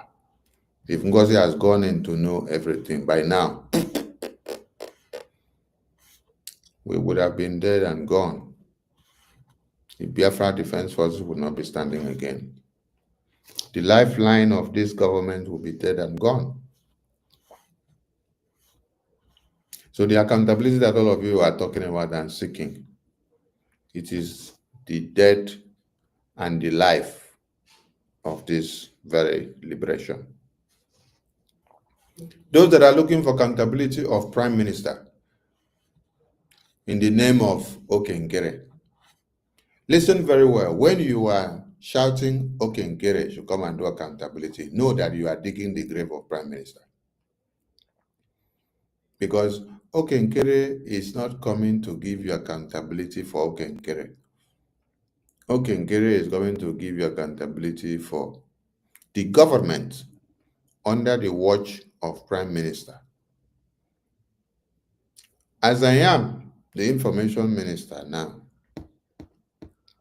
right from when PM was here, if anything happens in the media, Prime Minister will summon me and ask me, why is this happening under your watch? Did you listen to me? He will ask, why is this happening under your watch? Because it is my department. I'm supposed to oversee and supervise and take care of everything there and bring report back to him. If the report comes to him before me, he will ask me, why is this happening under my watch? I have to defend it. So when you are saying Prime Minister is there, okay, Ngere should come and give account, you are asking for the accountability of the government under the watch of Prime Minister. And it is detrimental to Prime Minister. So because we say you cannot get the accountability, you're now using it, you turn the story upside down, that we embezzle money, we are criminals, we chop money. If I were given the opportunity to chop all this money, will I still be talking about Biafra like this, begging all of you to bring 55 naira, 55 VJ, 55 VJ, $55, 55 euros every day to come and support Biafra? We would have been swelling and swimming and enjoying money now. But some of you need deliverance, because if not, your brains will continue to be knocked. Now, let me go to one of the important things that I came here to do, because time is running out, and we have to also run and follow the time. Now,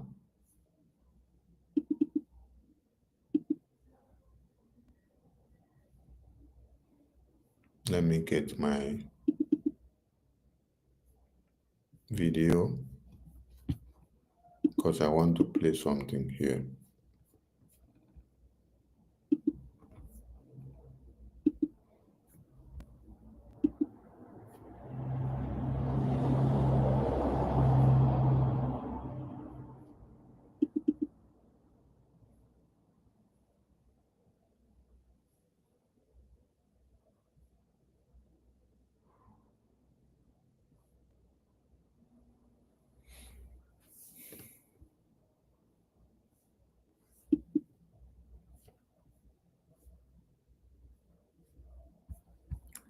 while we wait for this, I have to play something to keep us going.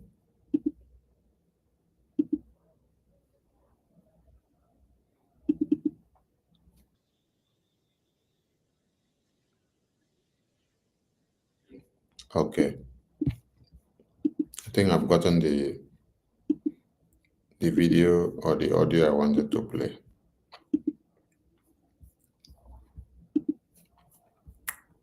Okay, I want everybody to listen.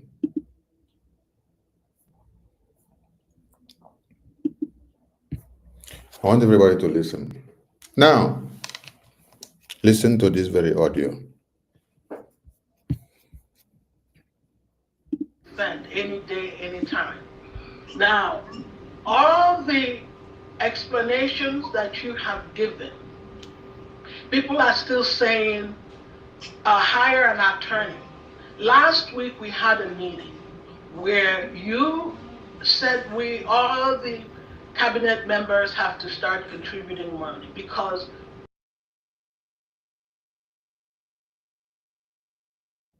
this is NGOZI meeting. This is NGOZI meeting. This is NGOZI meeting. I want people to listen. She is telling them they should contribute another money to hire another attorney. This is a way of embezzling their money because Prime Minister already has an attorney and that attorney is working. He's doing his work. It is through that attorney that Prime Minister has been going to court and coming back until this time that the attorneys have worked so hard till they got his communication restriction lifted. First, these same attorneys, they worked until his communication restrictions with the family was lifted, which he now had to talk to Adams, the son, and talk to the wife, and talk to his entire family. That was the first restriction that the attorneys worked and saw that it was lifted. The second one that just came recently, which APM gave us the update, was that other restrictions of communication has been lifted and that he will be able to communicate to many of us. That is why he was able to now call the APM. And he has called many of us. Listen. And he has also sent message through the attorney now to the Biafran people, which you had the last time. But NGOZI is deceiving his morons and mugus. That what? That they need to contribute money and give her for her to go and get another attorney. The same attorney that she got message before, and she came and gave people on a screenshot and said, this is message from attorney that I am the one to be in charge, to step in for PM and then carry out the items on the program in the convention, which was the reason why the step in was all about. It was not about NGOZI to be in charge. It was only to carry out the items on the program in the convention. Today, that same attorney is sending message now from PM. NGOZI say, no, the attorney is a criminal. She wants our foolish followers now in her cabinet to contribute another money and give her in the name of going to get another attorney. I want to ask all of you, is it the attorney that NGOZI will now go and get and force it on the Prime Minister that will work for the Prime Minister? Or is the Prime Minister that will decide the attorney that will work for him? Do you people see the level of the dementia that is working in NGOZI's brain? So after she will deceive all these people in this meeting, collect the money, she will use the money for whatever she knows what to do with. Because there is no how she will use this money for any attorney. Already, she has already come out to condemn the attorneys. She has come out to condemn the attorney and say the attorney is a criminal. The attorney is a miscreant. So the money she will collect from these people will not go to the attorney of BM. And there is no how she will get another attorney to go and work for PM when PM does not tell you he needs another attorney. The attorney of PM are actively working and they are giving results. And it is PM, the client, that has to be the one to decide if he needs to change his attorney or not. But what she's doing is to deceive the followers. Listen to the question that the followers are asking her inside our government meeting behind the scene. Any day, anytime. Now, all the explanations that you have given, people are still saying hire an attorney. Last week we had a meeting where you said all the cabinet members have to start contributing money because we really do need money right now. PM is an attorney.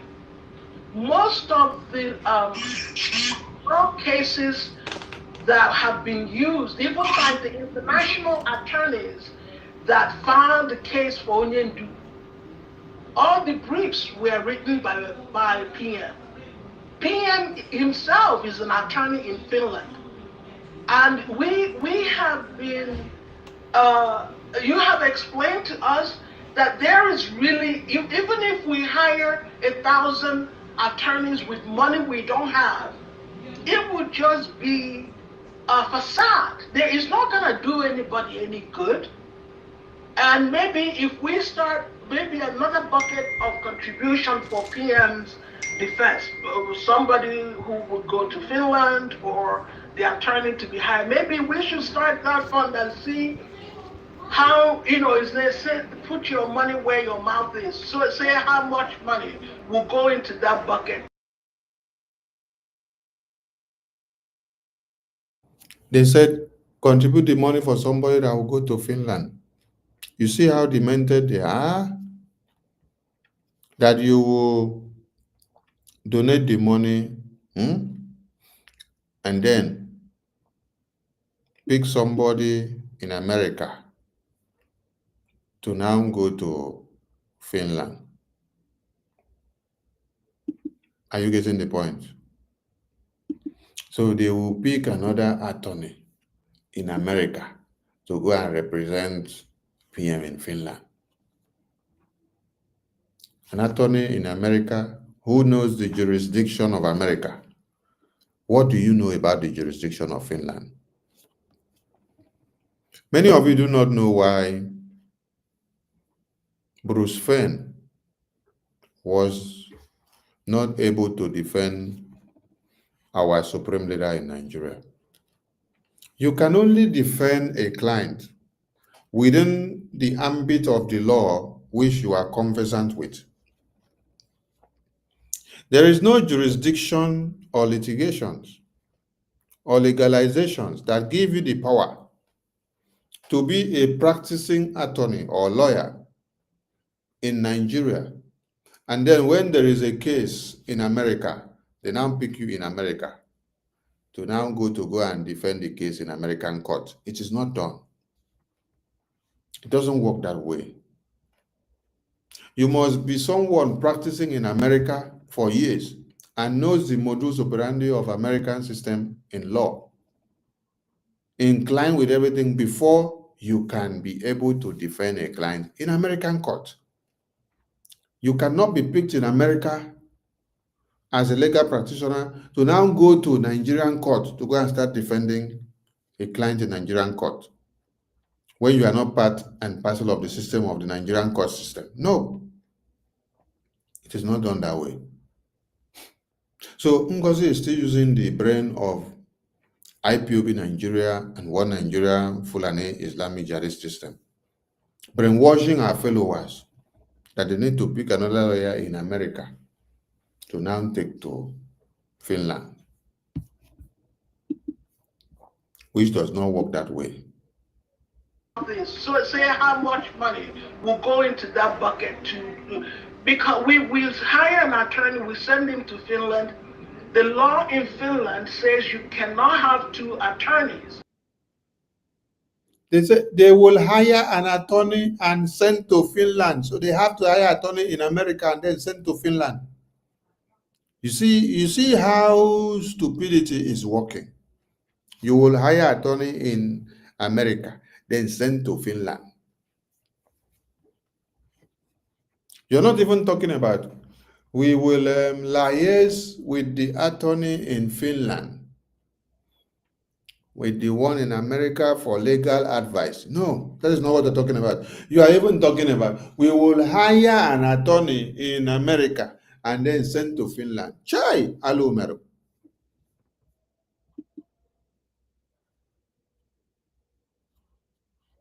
Alumero. You will hire an attorney in America and then send to Finland. To go and do what? Did that lawyer study in Finland to know the Finland ethics of law? Did that lawyer study in Finland to know the criminal ethics in Finland? So because you want to prove a point, you will hire an attorney in America. You send the attorney to Finland. The attorney will just collect the money and eat, because one, you are going to pay for that attorney. If he's going to spend 7 days or 1 month in Finland, you pay. You pay for the eating, you pay for the newspaper, you pay for the toilets, you pay for the bathroom where you go stay, you pay for the slippers where you go wear, you pay for the cigarette where you go smoke, if it is smoke. You pay for everywhere. If you touch woman, you go pay for them. If you kiss woman, you go pay for them. If now a man, if now a woman, if you touch man, you go pay for them. If you touch sugar daddy, you go pay for them. Anything when touch, you go pay for them, because you are mumu, you are stupid. You have money, you don't know how to use your money. Just because you have decided to demean the existence of the actual legal practitioner, the attorney, which the Prime Minister has, because you don't want to agree with that attorney, because that attorney is telling you the truth. You want to go and do over-sabi, to bypass and go another way, thereby jeopardizing the entire people that are working with you there. They will all open a bucket, just like she's saying. I am going to bring the video of this person that is talking so that you see the face. This is Ulo Obonna talking. Ulo Obonna said, we are going to open the bucket of the money. We will all bring the money and then just waste the money. At the end of the day, we go back to square zero, because you are demented. You are working in a psychiatric hospital. You are using the ideology and the brain circle of psychiatric madness to come and lead us. Listen to her again. How much money will go into that bucket to, because we will hire an attorney, we send him to Finland. The law in Finland says you cannot have two attorneys. And the lawyer in Finland. So you hear it. The lady has even done her research. And yet she's still following NGOZI, Zumbi. NGOZI is telling them they have to hire. But she now, that is more knowledgeable than NGOZI, she has done research to know that the law in Finland forbids that you cannot hire another attorney and bring in, and it doesn't work. That it must be a practicing lawyer or attorney in Finland. But NGOZI is still fooling her brain, and she's still there, trying to convince a psychiatric nurse, trying to convince a psychiatric patient, because anybody that is taking care of a dog, you must behave like a dog to be able to take care of a dog. That means you're a dog. If you're taking care of a psychiatric patient, you must behave like a psychiatric patient so that you can be able to take care of that patient. If you are not mad, you cannot deal with mad people. If you are not sick, you cannot deal with sick people. If you're not mentally unstable, you cannot deal with mentally unstable people. Are you getting the point? Ah, okay. So imagine NGOZI leading people that claim that they see road when they don't see road. NGOZI is leading them to the well. Defense. Somebody who would go to Finland or the attorney to be hired. Maybe we should start that fund and see how, is they say put your money where your mouth is. So say how much money will go into that bucket because we hire an attorney, we send him to Finland. The law in Finland says you cannot have two attorneys. And the lawyer in Finland does not want anybody to meddle in the case. Our PM is an attorney himself. He approves of the man who is defending him in Finland. So who are we to say otherwise? If PM didn't think that...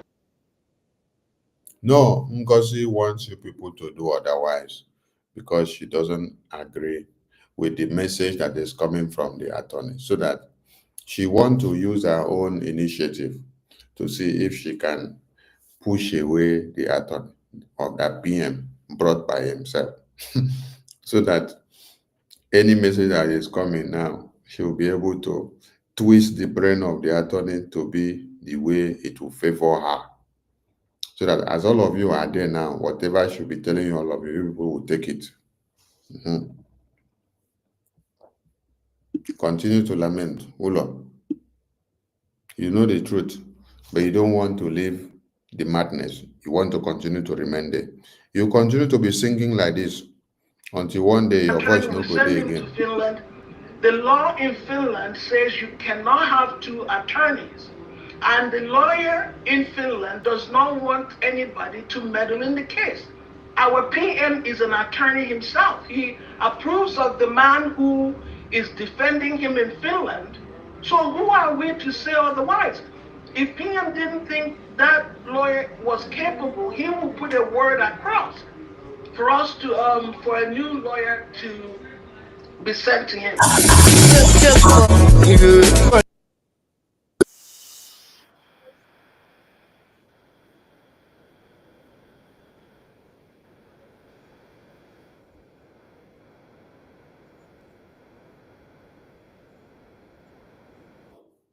Now, the voice of the person that you are hearing here is this person here. This is the voice of the person you are hearing. Ulo Ogbonna. Yes. This is the voice of Ulo Ogbonna that you are hearing now. She happens to be the only one that she have brain. She happens to be the only one that still have brains. That is, the brain cells is still working. But as the brain cell is still working, she cannot use it well.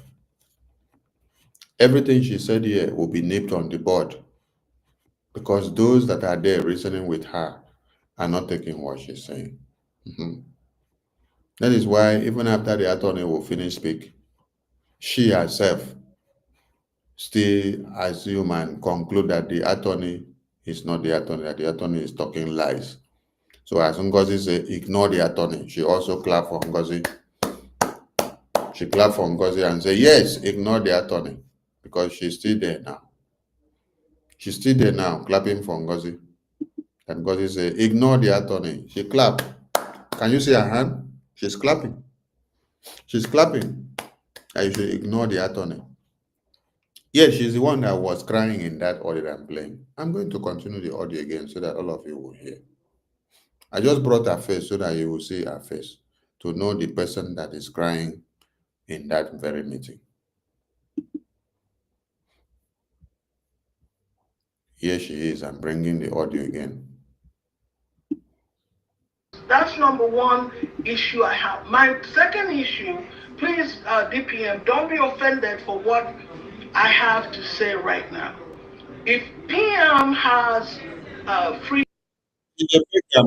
It beg am first, so that make she no come out from government. You see, this is the thing I said. Sonny is not a pushover. I will not beg you. because of fear of not to be removed from government. Because I did not come there to keep position.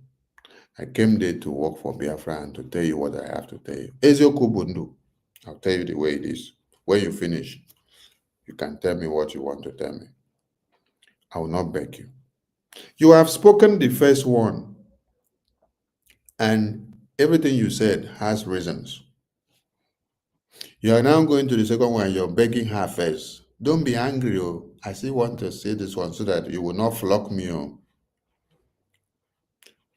Why can't you just open mouth and tell her all these things that you're doing is wrong? No, you want to beg her so that she will not flock you.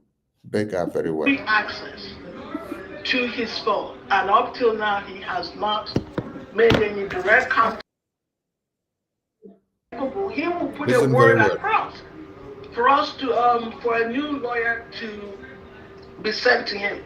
That's number one issue I have. My second issue, please, DPM, don't be offended for what I have to say right now.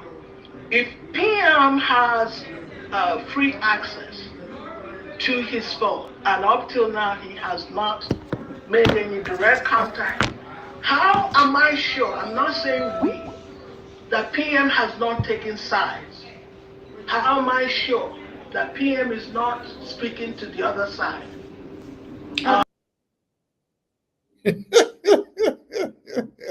This one moved me. He said, you said that they have lifted PM's communication and that PM will start making calls. How am I sure that PM has not abandoned us and then taken sides with the other side? You see, when you are doing something that you know is unsure, is not justified, something that inside of you, you are bothered, you know that what you're doing is not right, you will always be having a biased mind against the decision that you take. Because there has never been a time that I sat down to ask myself and say, what if PM comes out and then says, Tony, all what you have been doing is wrong? I have never for once sat down to be having that kind of thoughts. Do you know why? Because I am convinced and I know that what I am doing is right. That defending no accountability on top the head of Prime Minister, I know that it is the right thing that I'm doing. That defending no accountability from the Biafra Defense Council, I know that it is the right thing that I'm doing. That stopping NGOZI from postponing fundraising, I know it is the right thing that I'm doing. That stopping NGOZI from entering the Biafran government website and the IPOB in the USA website to take it over and then change everything, I knew that stopping her is the right thing that I am doing. I also know that stopping NGOZI from entering the Bank of Biafra official website treasury, that it is the right thing that I am doing.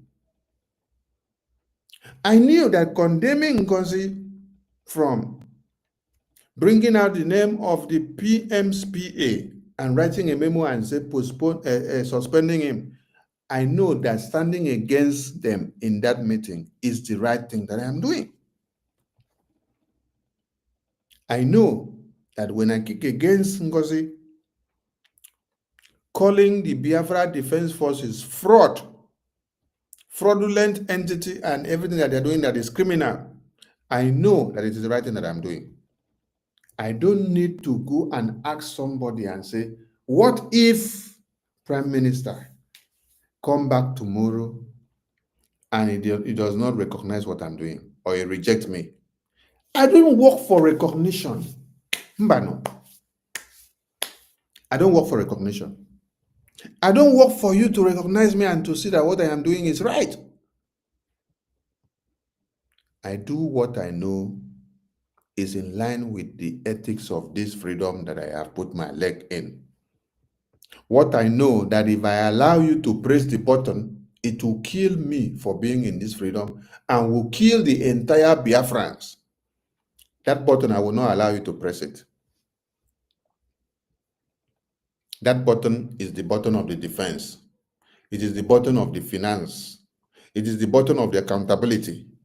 It is the button of the website.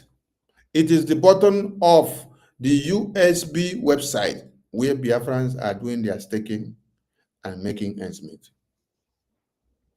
It is the button of trying to go and invade the website and take over and change everything. It is the button of trying to invade the Biafra Defense Council to go and take over. It is the button of changing the entire structure of BRGIE. And I say no. I don't need anybody to ask the person. If PM comes out and condemns me, that means you don't know what you're doing. You don't know. There are many people that do not know what they are doing. They need conviction. They need somebody to tell them they are doing the right thing. No. First and foremost, you need to know and be convinced by yourself that what you are doing is right before you even start doing it. You don't need somebody to tell you. You should be convinced, determined, concentrate and focus on taking a decision. You should come to a point of understanding that this thing that you want to do is the right thing before you even start to do it. You don't need somebody to convince you. You don't need somebody to assure you.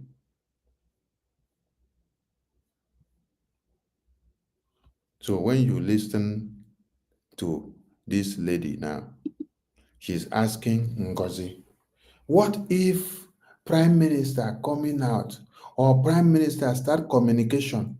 He has abandoned us. He is already communicating with Okechukwu Nkere and Sonny and Ajare and CRC Minister. And then he is not communicating us. What have we done wrong? Or why? Or is there something that you are deceiving us that you're not telling us? Or is it that he has started communicating and then you don't want to tell us what he said? Okay. So that ends my own concern. Thank you so much. Let's hear it PM, again. don't be offended for what I have to say right now. If PM has free access to his phone, and up till now he has not made any direct contact, how am I sure, I'm not saying we, that PM has not taken sides? How am I sure that PM is not speaking to the other side? That's something that we have to investigate. If he has taken sides, because I believe he knows what's going on. And if he... God bless you. She believes PM knows what is going on. So she believes PM knows what is going on. That means PM has seen all the sabotages that NGOZI is doing. PM has seen every post and every broadcast that NGOZI is making. All the utterances that NGOZI is making, from the lobbyists being criminals, from the PA of PM being suspended, from dissolving the Biafran government while the convention is ongoing, which is unconstitutional, which makes everything that happens in the convention null and void, from condemning and declaring the Biafra Defense Forces that was unveiled in Helsinki 2023 to be fraudulent, criminal, kidnappers, from condemning the IOU, which Prime Minister unveiled on the mandate of the people to use and raise funds for the liberation of Biafra land, from going to enter and infiltrate the Biafra Gov website, from going to infiltrate and enter the IPB in USA website, from going to take over the Bank of Biafra website and treasury, which we stopped, from coming to call the finance minister for accountability of the accountability of Prime Minister's watch as the Prime Minister. From calling for accountability of the Biafra Defense Council under the watch of Prime Minister, this lady has just connected the dot and said, I am fully aware that Prime Minister is aware of everything that is going on. Yes. So she, using her number 6, comes to the conclusion that if Prime Minister looks at every ups and downs that NGOZI has caused, that Prime Minister will not pick up phone to call them or call NGOZI, that Prime Minister would rather call where he see that things are going the right way. And the next message that will come from Prime Minister will be to condemn them. This lady made this audio inside their meeting before, listen up, before the attorney of Prime Minister came to deliver the message a few days ago. So it's like God used this lady to pass a message to them inside of their meeting. But do they have brains? They don't have brains. I'm going to replay it again so that some of you will understand the point. Lawyer was capable, he will put a word across for us to for a new lawyer to be sent to him. That's number one issue I have. My second issue, please, DPM, don't be offended for what I have to say right now. If PM has free access to his phone, and up till now he has not made any direct contact, how am I sure, I'm not saying we, that PM has not taken sides? How am I sure that PM is not speaking to the other side? That's something that we have to investigate. If he has taken sides, because I believe he knows what's going on, and if he I believe he knows what is going on. I believe he knows what is going on. Hey, God bless this lady with one wisdom. Maybe after I finish play this video now, to use it for this exposition, maybe tomorrow, NGOZI will remove her from our cabinet. I will say it the way my Prime Minister used to say it. It is not this lady that gave me this audio. It is still part of your cabinet that gave me this audio. That is to tell you that many of the people in this your fraudulent cabinet, they know that you are walking to doom. And they are pushing you to that grave. That is why I made a program sometime and I said, those that are supporting NGOZI, they don't like NGOZI. Because if they like NGOZI, they will advise her properly. Those that are supporting NGOZI, they don't like NGOZI. I want people to listen very well. If somebody loves you, when the person sees that you are falling into a well, the person will caution you and will do everything possible to pull you out because you are heading to your doom.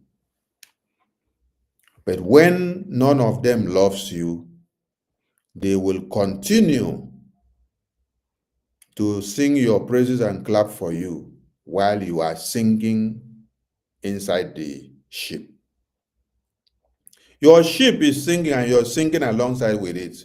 They will be clapping for you, while they have already prepared a rescue boat to take them out as soon as they see that you are totally sunk inside.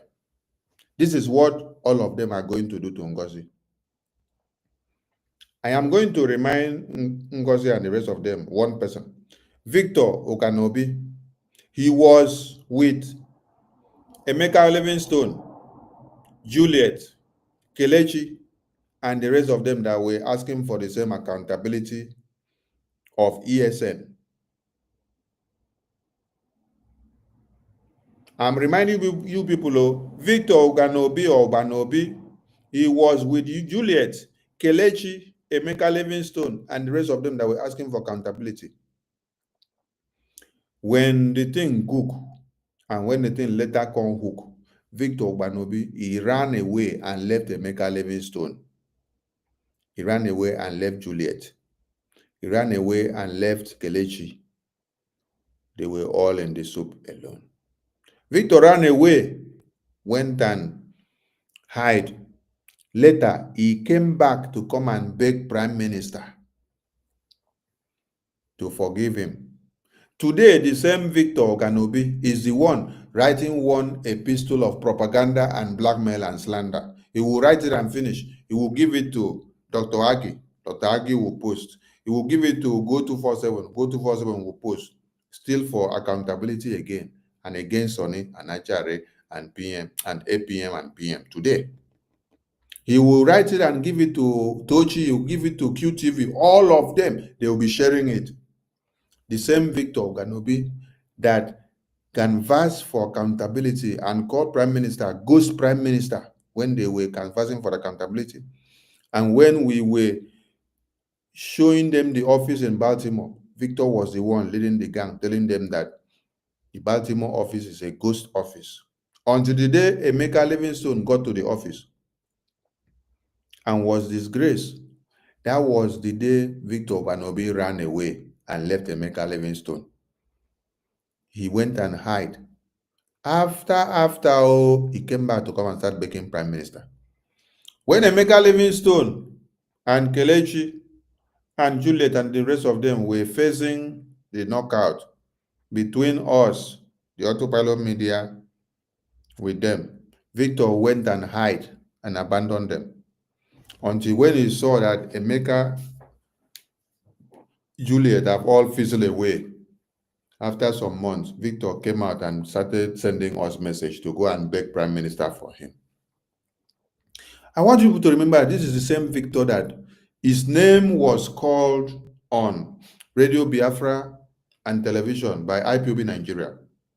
IPOB Nigeria called his name because they wanted to eliminate him. That is why they called his name, for Zoo Nigeria terrorists to go after him and kill him. It is the same Prime Minister that made effort with Gaddafi and General Butuzo, which today, all of them, they are calling General Butuzo criminal. Madam Azuka was also here that time. Yes, Madam Azuka also made effort. All these people today now, Victor Oganobi is calling them criminals. The same Victor is working against the structure, and the same General Butuzo that made his way to save his life, to smuggle him out of Nigeria. When IPOB Nigeria were calling his name on air so that Nigerian terrorists will go and kill him. The same thing that we are condemning, we were condemning that time, that DOS does not need to come and call names of Biafrans on air. The same thing that NGOZI is doing now, and Victor Oganobi is clapping for NGOZI. Victor Oganobi, he will run away and leave NGOZI after he sees that NGOZI has sunk 6 feet.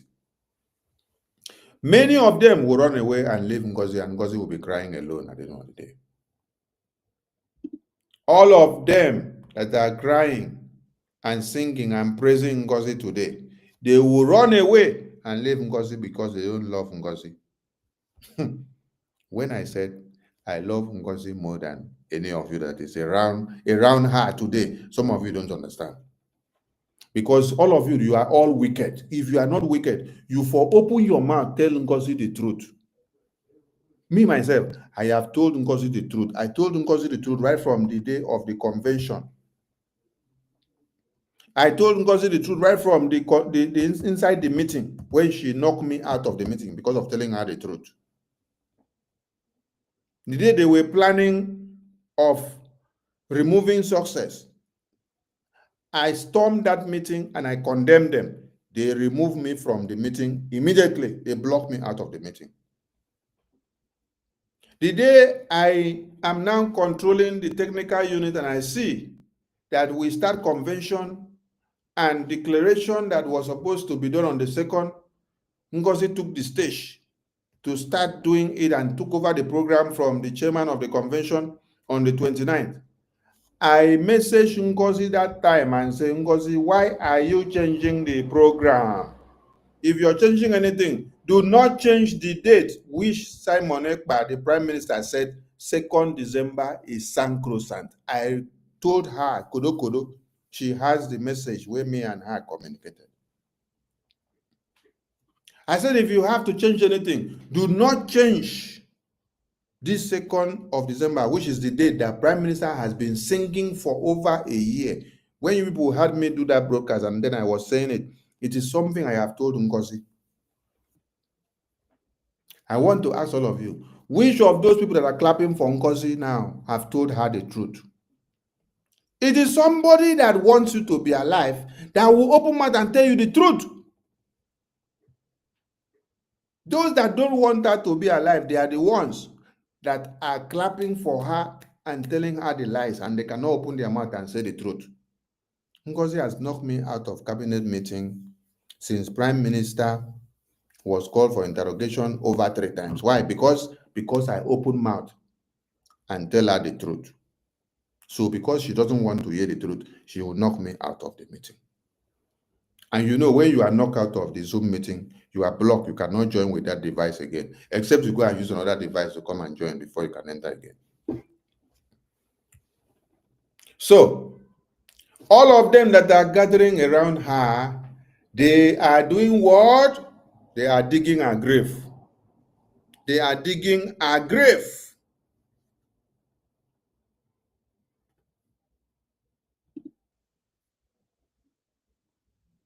Because the same way that they did and ran away and left Emeka Livingstone is the same way they will do and leave her. I'll continue to tell you what I have to tell you. But you see what this lady is saying here, Ulo Ogbonna, she's saying the truth. That she have it on notice that Prime Minister is aware of every destruction that you, NGOZI, is doing here. So how are we sure that when Prime Minister start considering all this destruction that you are doing, that he will still communicate to you and talk to you or admonish us?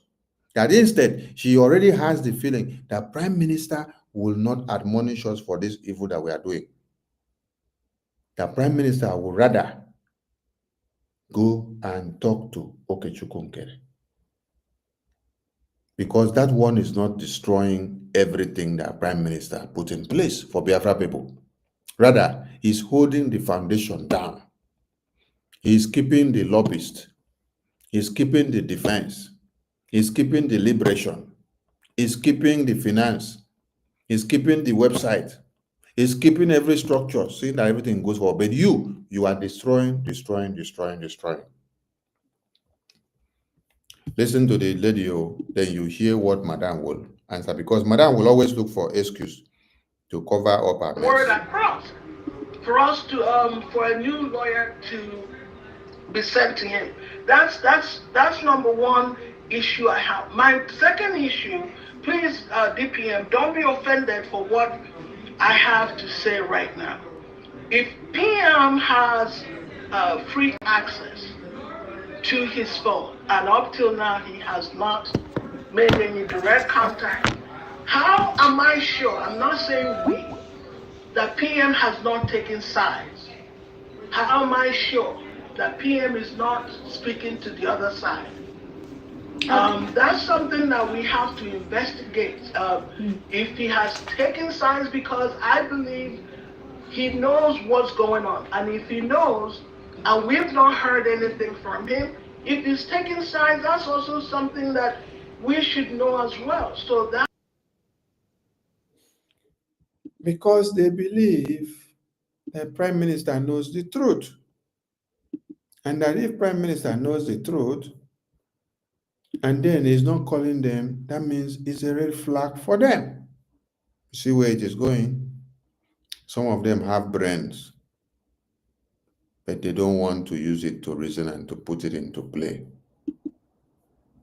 Some of them have brains, but they don't want to use it. He understands why would have PM. Now that he has access to be viewing the media, that he will see all the nonsense that they are doing, which is destroying. And they are afraid. But when they come out online, you will not see them like this. So, but inside they are coming, they are afraid. How are we sure? Oh, PM will come and apprehend us. But when you saw the lady here, now, she's very clapping for Ngozi. See her here. She's clapping for Ngozi. Can you see the lady? The lady, see her here. She's clapping for Ngozi here. She's clapping here for Ngozi. Clapping for Ngozi. That is Ulo Ogbonna. Clapping for Ngozi. Clapping for Ngozi. Clapping for Ngozi. When they come out on live, she's clapping for Ngozi. And when they go back, she's continuing to cry inside the house. Now, listen to how Ngozi would defend her madness. Listen now. Okay. So that ends my own concern. Thank you so much. Yeah, thank you so much, Honorable. Again, to answer your question, having access to phone doesn't mean PM have access to his phone. Again, there's a lot of wrong information flying out there. That is why during our last meeting, I never said PM has access to phone. I never even used phone. And there's a reason why when I make statements, I want people to watch what I said.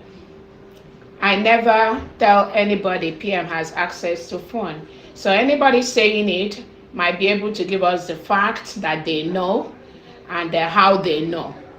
All I know and what they said, put your money where your mouth is, sending him in Finland.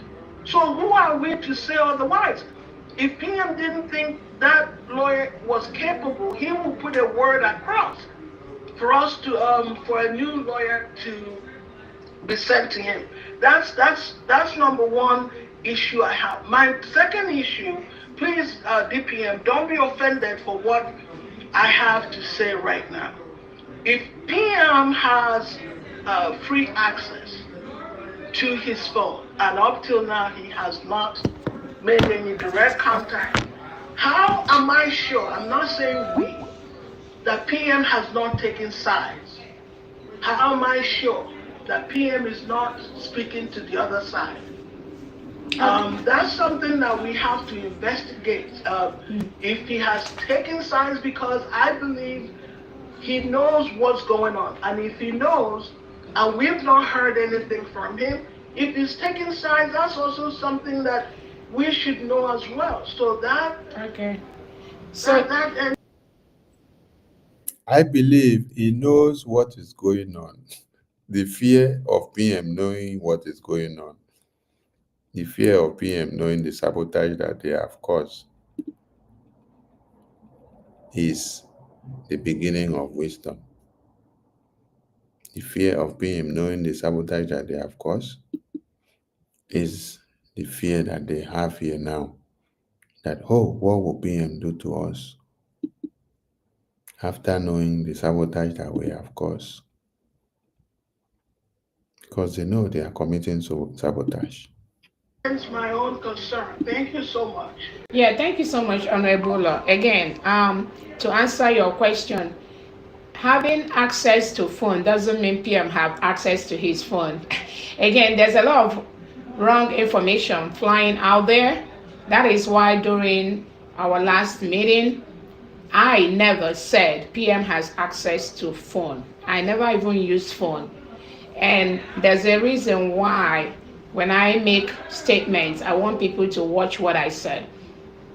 I never tell anybody PM has access to phone. So anybody saying it might be able to give us the facts that they know and how they know. All I know and what I know, I keep saying, is there's a restriction to PM's status something to that effect, because I know people go out there and throw out words from the other camp. Because that night while we were having our meeting, I know that they went out there to throw out whatever they know, they think that PM now has access to phone, and it was flying everywhere.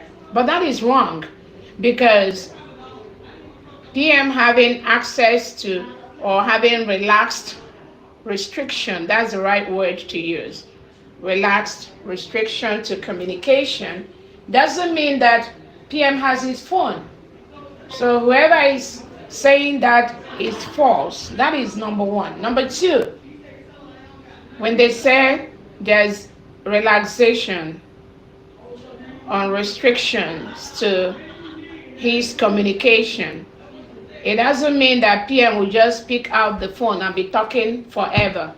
There is a limit to maybe how many minutes he can talk to somebody, maybe in a week, or maybe in some days. But this thing, people don't know that. And that is how it works. That is the law.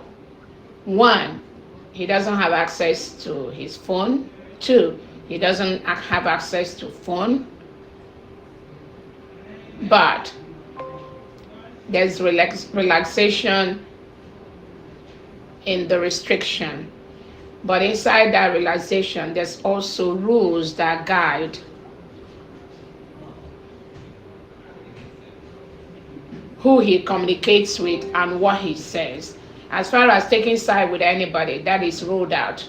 The information that I got from the civil attorney, PM has already given his instruction, and it was a clear instruction who the whole Biafrans should follow, and Biafrans are doing that.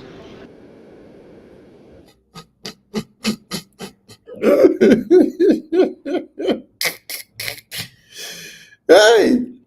Did NGOZI answer the question? No. The same civil attorney that she said PM gave instruction is the message that she brought to come and show all of you as a WhatsApp message.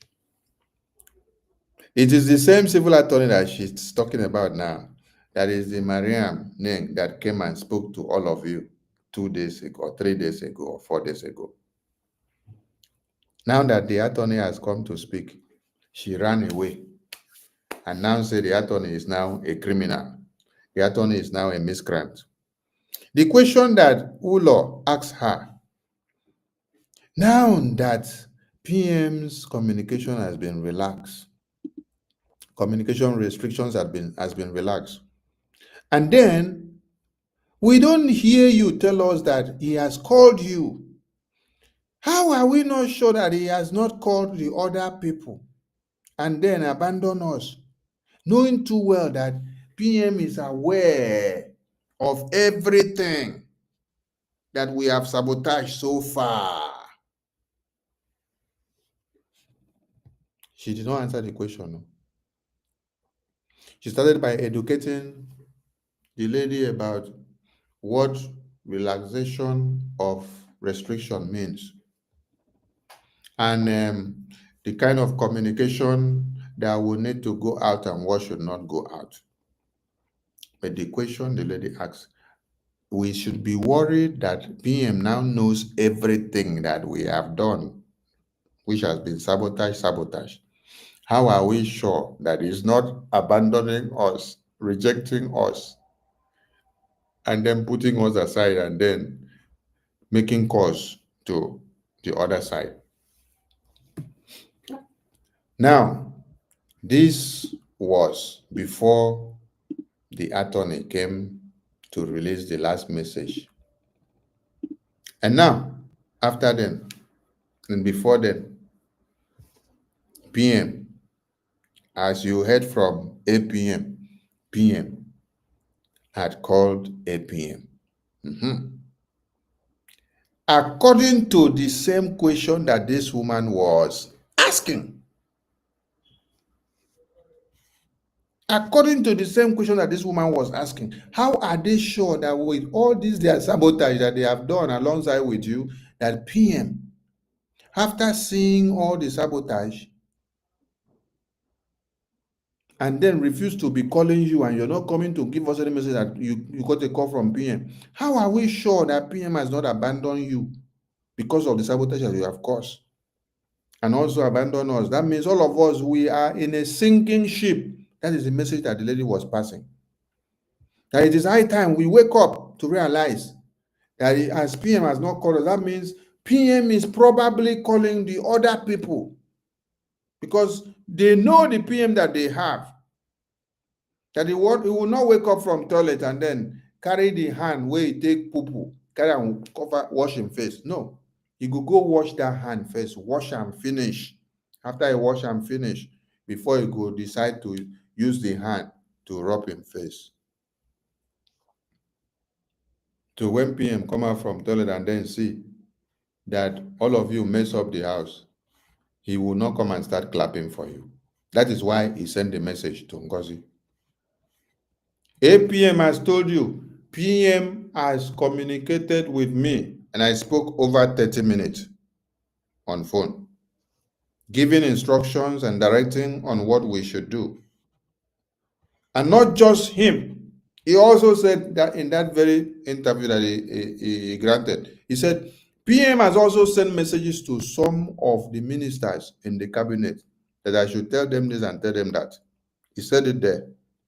But he's not going to mention their names on air. So he will send the message to them privately. If they like to listen, they listen. If they don't like to listen, let them continue to remain foolish to NGOZI.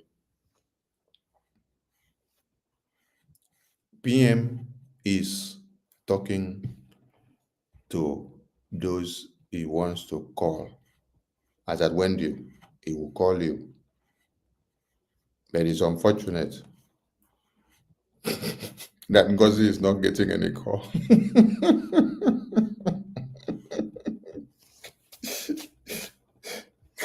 Hey, it's too bad. NGOZI is not getting any call. The most trusted COS that Prime Minister trusted her so much, and then she could now go and bring the private meeting recordings of Prime Minister, put it on air in the absence of Prime Minister. She could now go and bring the email, confidential email communication between the attorney and the lobbyists of the Biafran government communicating with the Prime Minister. She now bring it, throw it on air just to prove a point. Call the attorney and the lobbyists criminals. Every other cabinet members, criminals. Whoever does not agree with her. The Biafra Defense Forces became criminals to her. She now decided to go and start her own recruitment of a new army, and said that the one that we unveiled in Helsinki 2023, October, they are all criminals. So the one that you are going to go and recruit yourself now, they are no criminals. You bring out ID card. You bring out bank account for Biafrans to do payment to Islamic bank account as a Biafra Liberation Tax account in the homeland. You also bring out bank account for your Biafra army recruitment that you are doing. You say they will do Biafra ID card. They will carry the Biafra ID card as Biafra army. When Nigerian terrorists accost them, they will show and say, I am Biafra army. I am fighting you, Nigerian terrorists. So this is my Biafra ID card. And then Nigerian terrorists will clap for you and say, yes, welcome. Terrorists that is fighting me, come. They will embrace you, right? And they will kiss you. Mwah, mwah, mwah, mwah, mwah. Chai! Ndisiochi. When you are talking of real psychiatric patients, Naim NGOZI.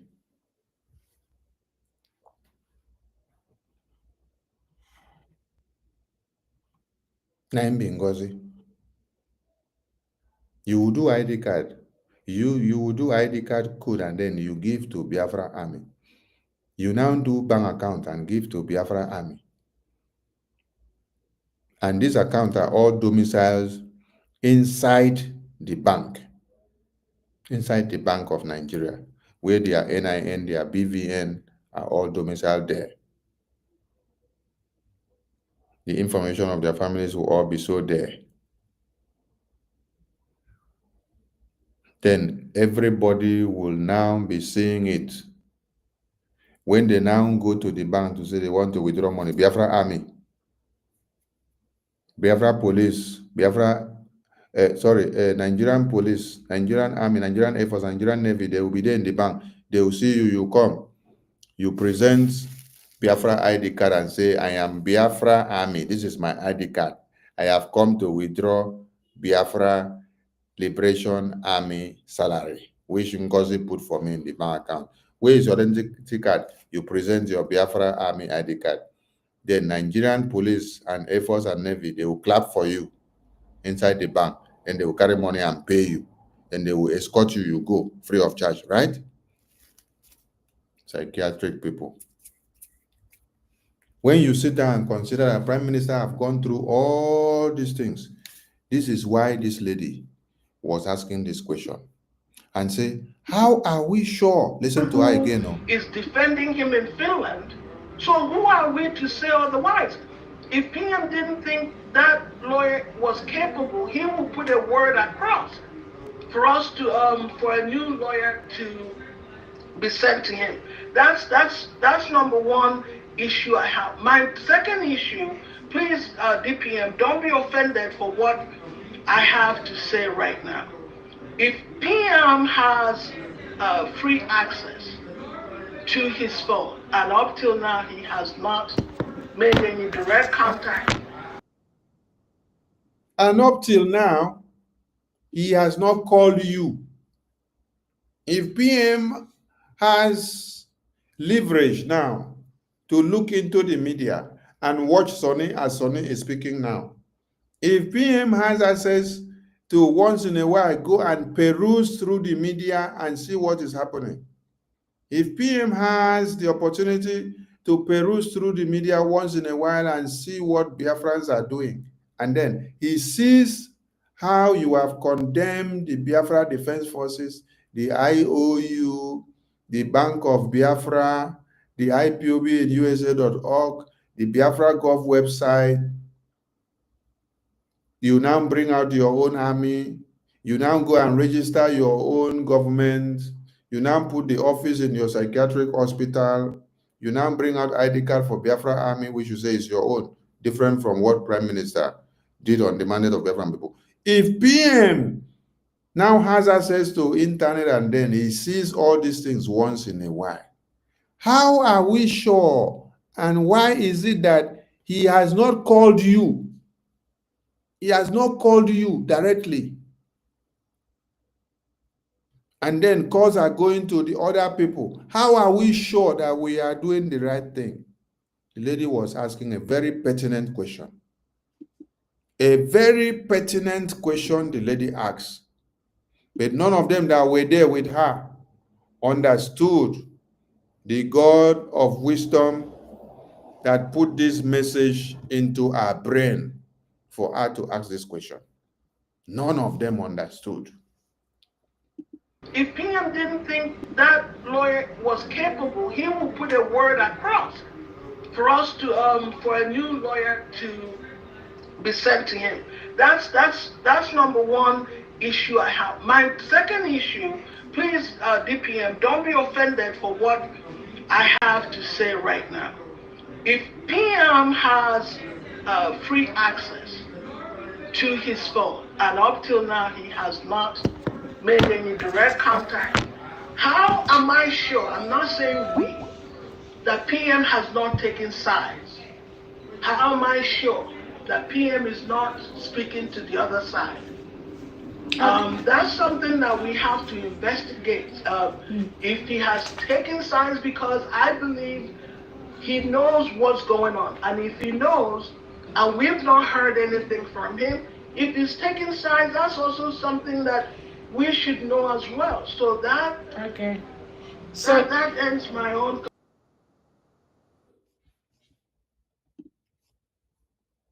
she believed that PM has the rational thinking.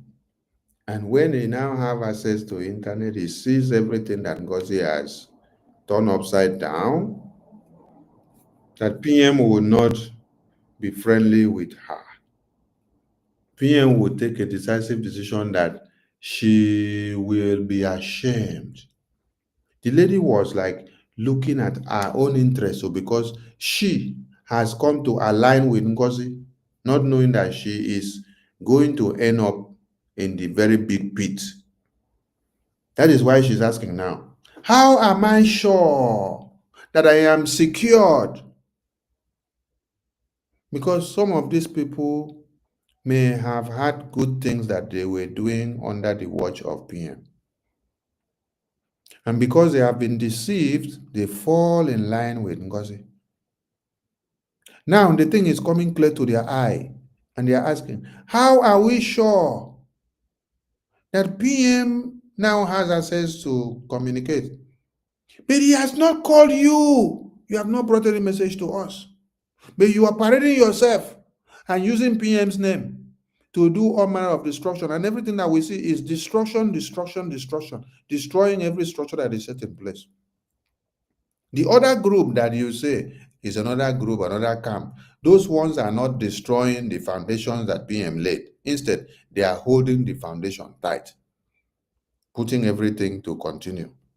Your own, you are destroying to do your own. You're destroying to do your own. You're destroying to do your own because you say you are the one in charge. Everybody must bow. There's a message to everyone to understand. How are you sure that PM now has not been speaking with the other people? The other people that they are talking about, which they don't want to call our name, it is us. Okay, Chukwunkere and Sonny, and Minister of CRC. Now we they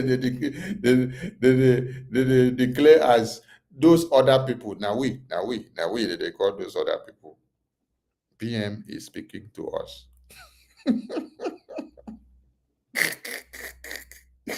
Because we are not destroying the Defense Liberation Forces. We are not also destroying the website that is set up for the Defense Liberation Forces. Instead, we are trying to add more. We are not postponing any fundraising. Instead, we are trying to make sure we increase the fundraising. We are not marking town hall meetings scam. No. Instead, we are looking for ways and manners for more town hall meeting to start. But when we put town hall meeting, did you see what NGOZI did? NGOZI market scam. USA town hall meeting, combined town hall meeting that it is for the entire world, for all countries. Then it was hosted by USA. NGOZI market scam. You people think that Prime Minister has not seen it as he's looking through the internet. Do you know how much Prime Minister cherished the fundraising? Do you know how much he cherished the town hall meeting? Whereby he will sit down in the town hall meeting for over 5 hours, sometimes 6, sometimes 3, sometimes 4, sometimes 3. While he is in this town hall meeting, Prime Minister is still attending to other intricate matters behind the camera, but he's still there with you. And it is this town hall meeting that we raise funds for the liberation of Biafra. All of you think that Prime Minister will now come out and he will start clapping for NGOZI for the evil that she's doing.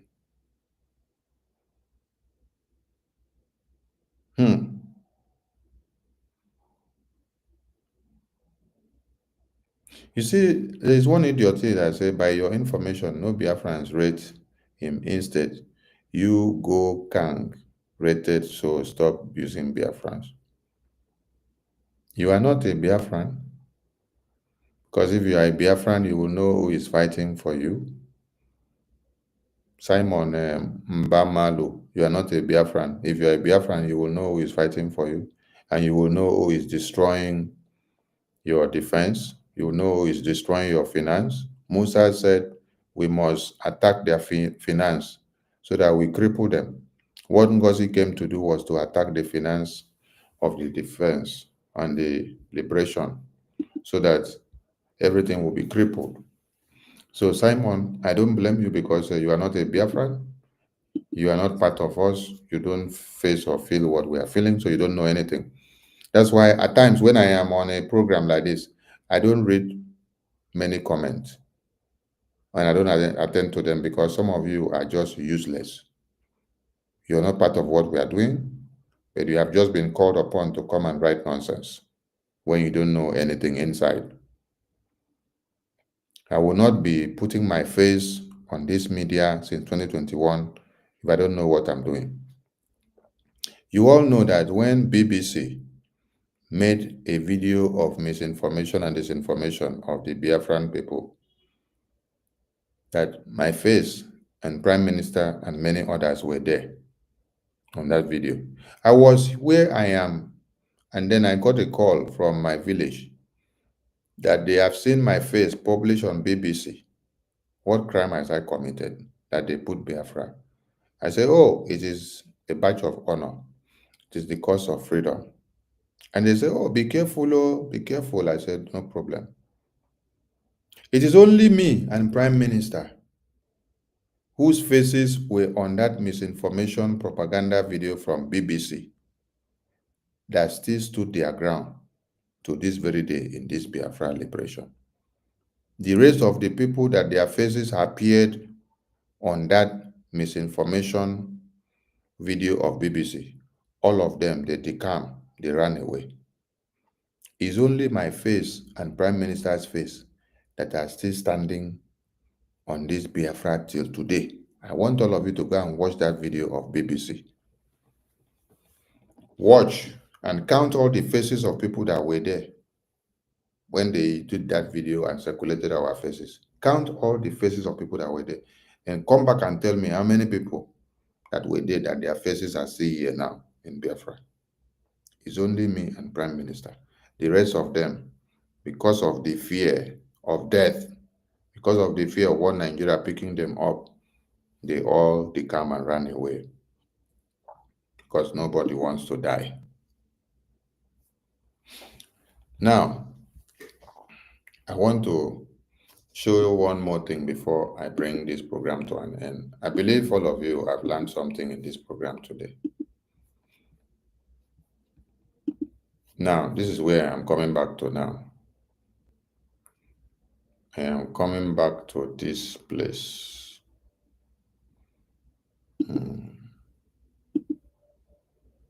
I'm coming back to this place. The reason why I'm coming back to this place is because I want to explain something to BIAFRANS. You know, that I don't talk about many things does not mean that I don't know what to talk and when I should talk about it. But I decide to ignore some things. But when need be, I will talk about it. Do you know why I'm talking about this thing now that I want to talk about? It's because Prime Minister has given me go ahead to talk about it. Do you know how Prime Minister has given me go ahead to talk about it? It's because of his response. The response of Prime Minister from the attorney condemning the evil that NGOZI has done. That is what is giving me the power to talk about what I'm going to talk about now. Ordinarily, I would not talk about it. Now, let me go ahead and explain so that some of you will understand where I'm going. Now, all of you heard that 56 delegates from America declared the independence of America. Today, you have seen that America is a great nation, right? And you have seen that we now have another new president of America, which is a war president. And like the lobbyists of the Biafran government and the attorney said, where America leads, others follows. And they gave their words to the prime minister in that interview. They said they will be the eye of Biafran government in the White House. They will be the eye of Biafran government in the Congressman House. They will be the eye of Biafran government in the entire American government sectors. They will make sure they do all they can for the Biafran Republic government in exile to get their recognition, that they will work and sacrifice.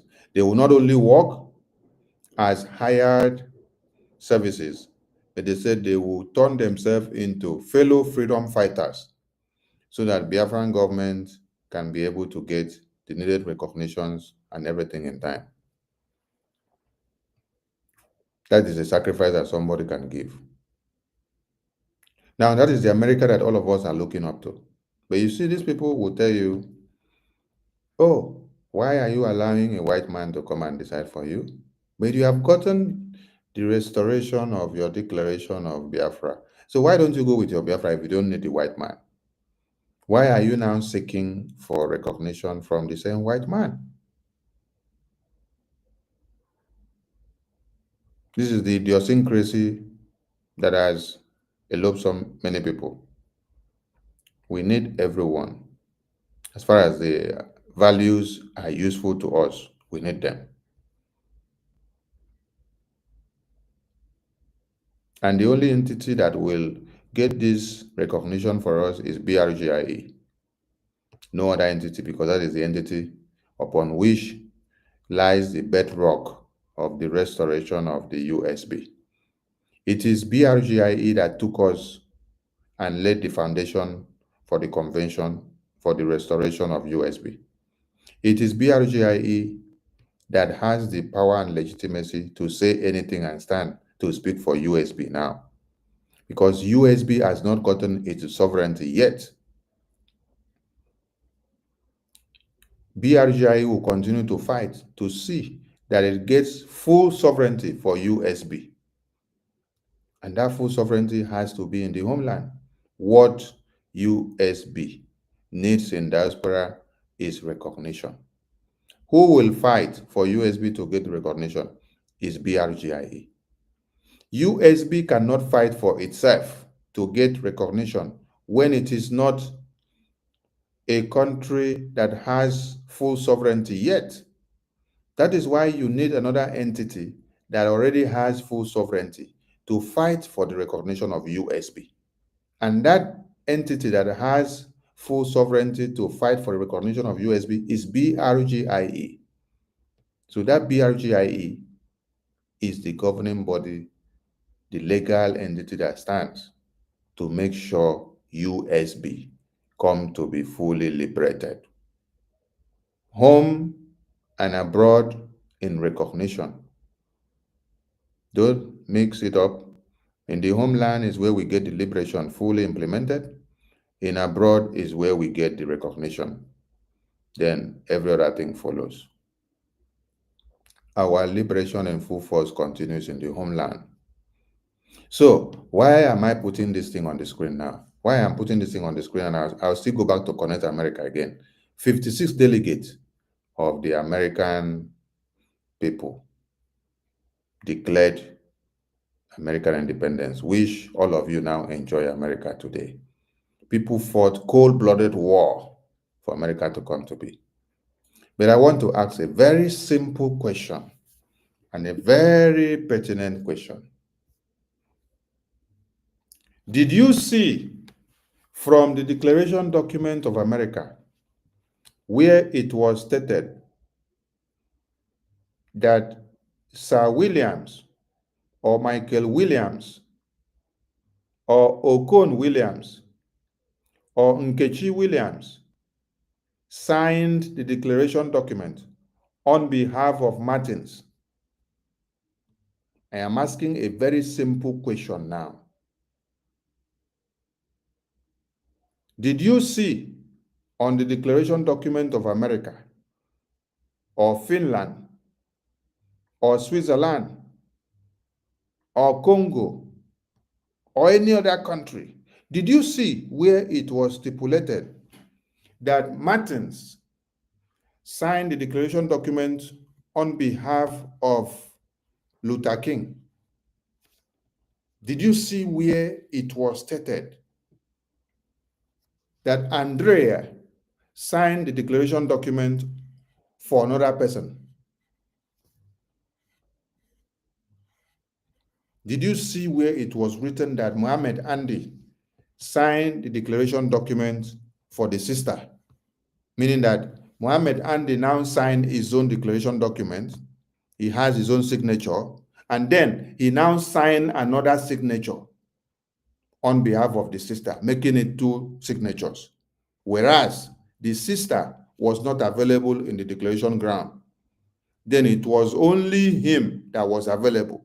So he, Mohammed Andy, now has falsified and faked the document, the signature of the sister, by duplicating 2 signatures into the declaration document. I am asking a very simple question now for all of you to use your brain. I will continue to ask again, and I want everybody to cut this place out and circulate it. 56 delegates of the American country gathered to sign the declaration document to declare America. In that document, which I am going to bring that document here and show on the screen, did you see anywhere where the 56 delegates that were signing, 3 people or 5 people signed there, they signed their own signature, then they go back again and sign again and say, I am signing on behalf of Nkechi. Another person go back and sign again and say, I'm signing on behalf of Sonny. Another person go back again and sign and say, I'm signing on behalf of Tony. Another person go back again and sign and say, I'm signing on behalf of Itoro. Another person go back and sign and say, I am signing on behalf of Grace. Another person go back and sign and say, I am signing on behalf of Nsofo.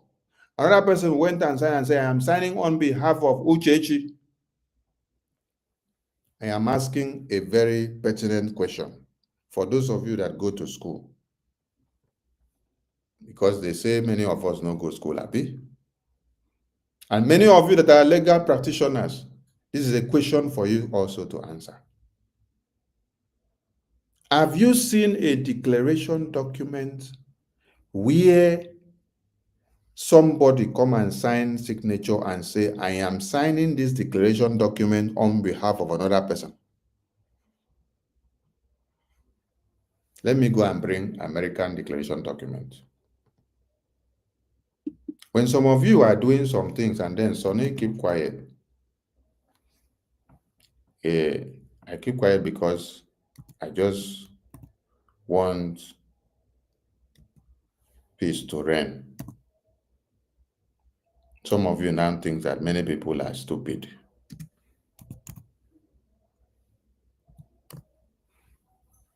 Because we keep quiet.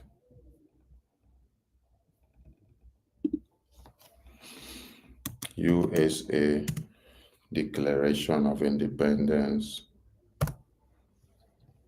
Let's go here if we will get the information.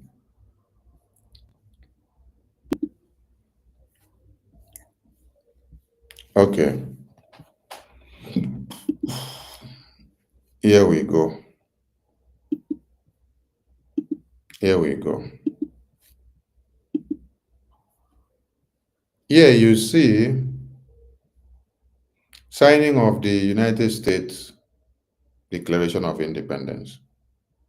Can you see it? They said signing of the United States Declaration of Independence. I don't know if the screen is coming up. Okay, everybody can see. Occurred primarily in August to 1776. Yeah, because it started in July 4. And let me explain something here. In July 4, this declaration document was brought upon. They were supposed to sign in July 4, 1776. But they had to do what? They had to review it and adopt it and then vote upon it and then went back, review, came back, gave it some weeks. Gave it some weeks until it now got to 2nd of August before they finally came back and got the final drafting, and then they had to put their signatures.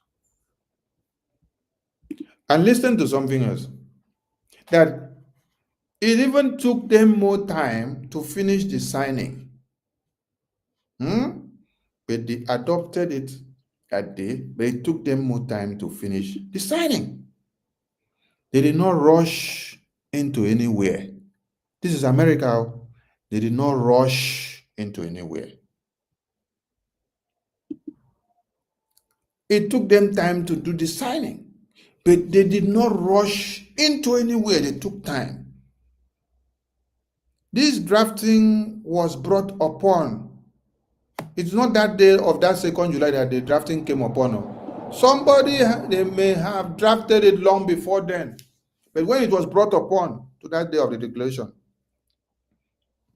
they look at it, they gave it more time. Everybody go back and review. I mean, the D-Day that they came, they gave it more time. They say, let us see, go back, they review, postpone it again. They gathered that day, they discussed, but they did not finalize that day. They went back.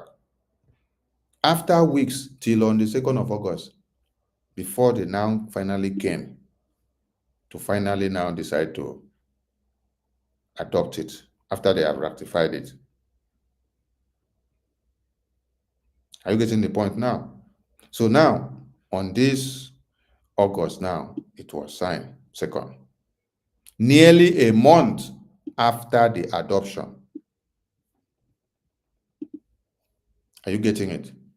Nearly a month after the adoption.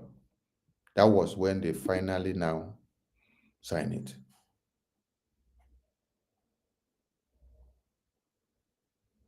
Now, this is where I want people to say something. This is these 56 signatures on the Declaration document of the Independence that makes it a living document. Here now, you don't see one person's name being the one standing. It is the total 56 delegates that were available, the 56 signatures. Did you even see that they tell you that they are delegates? No, they tell you 56 signatures. 56 signatures on the Declaration of Independence of America. So it is their 56 signatures that declared the independence. A very simple question that I'm asking all of you is, in this signature that you see here, do you see where Button Jaywalk or Edward Martins or George Mega or John Jim or To Hopper or John Hancock or Habro Glomic or John Smith or John Adams or Tinglong? Do you see where any of these signatories here are signing on behalf of somebody that is not there present? I'm asking all of you now, make una answer now. Do you see anywhere here where some Edward now, Edward John, Edward Lutenberg, do you see where Edward is signing this document and say, I am signing it on behalf of Edwin Clark, or I am signing it on behalf of NGOZI, or I am signing it on behalf of Anthony, or I am signing it on behalf of Abed Macaulay? Do you see where it is stipulated on this declaration? No. So why is NGOZI's own different? Just to do what? Just to make caricature of what Prime Minister has built. If you don't know, you cannot just keep quiet and say you don't know. You will not go and disgrace yourself and disgrace Biafran people. NGOZI went and signed on this thing and said, I am signing on behalf of Prime Minister Simon Ebanjoko. So when you, Ngozi, you now say you are signing on behalf of Prime Minister Simon Ekpanjo, what now happens to your own signature? What happens to your own signature now? Where will your signature go? So it is Prime Minister's signature that will go here now. Prime Minister's signature cannot go here because Prime Minister was not here. Declaration of independence are for those that are physically present. Their signatures enter the book. Nobody sign on behalf of anybody for anybody. It is your one signature that counts as one vote. And that is your one signature that is on the document. The person that is not there, even if the person went to toilet when the declaration was done, the person is out of the document because he was not there present. It is only you, your signature now as Ngozi, that is in this document with every other 516 to make it 517. So your signature as Ngozi is one of the 517. It doesn't make any significance that you alone, your signature is bigger than any other person. Because when you look at the American declaration here, all their signatures are important. All their signatures are important. It is all their signatures that are important that makes it to be the declaration. If any of the 56 is not here, the number will reduce to 55. If 2 are no more there, the number will go down to 54. And those that are there are those that will sign. It is not you that will go to say, I am signing for another person. You have already falsified the document. You have made caricature of the document by saying you don't, or you are signing for somebody. You don't sign declaration document for anybody. You don't put your signature and claim that it is another person's signature. That is fraud. That is fraud. I said I did not want to talk about this, but I'm talking about it because Prime Minister has condemned the evil that NGOZI is doing. That is why I'm talking about it.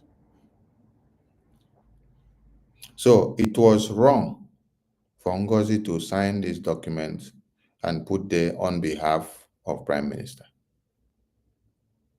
Being a declaration document that every man's signature is what makes it a living document. What you see here are the names of the 56 delegates of the American government. So in Biafra document, it is your name individually that should be there, not you signing for anybody or putting the name of another person down. That is fraud. And if there is any other document or treaty that should have been signed by the Prime Minister, it is not the office of appointment. Listen to me, it is not the office of appointment that should have signed any document. What I mean is, it is not NGOZI as the COS or as the Secretary to Prime Minister or as appointed as the Prime Minister, okay, you can do this. No. The person that should have signed the document of treaty or anything should have been the attorney. The attorney of the Federation. The attorney of the Federation. All of you saw when she called up the attorney to the stage. And I myself thought that it is the attorney that will sign those documents as the defendant of the government in the absence of the Prime Minister.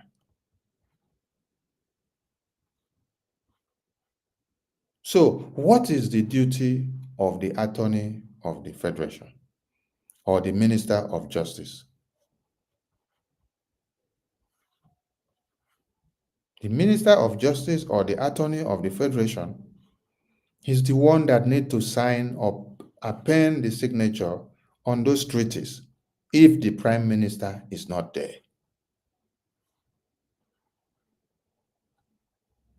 Because this is a document of legality.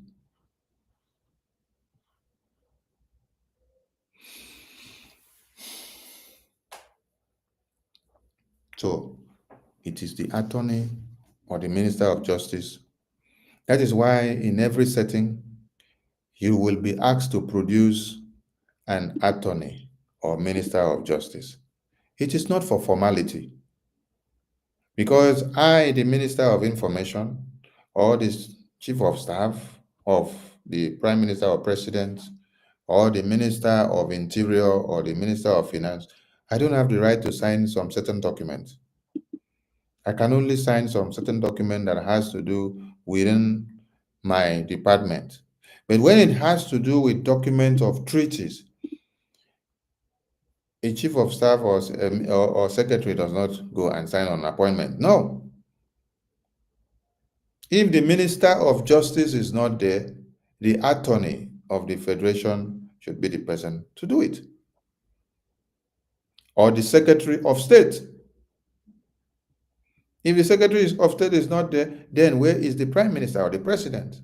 So you look up to the President or the Prime Minister, you look up to the Secretary of State, you look up to the Attorney of the Federation, you look up to the Minister of Justice. How many people have I called?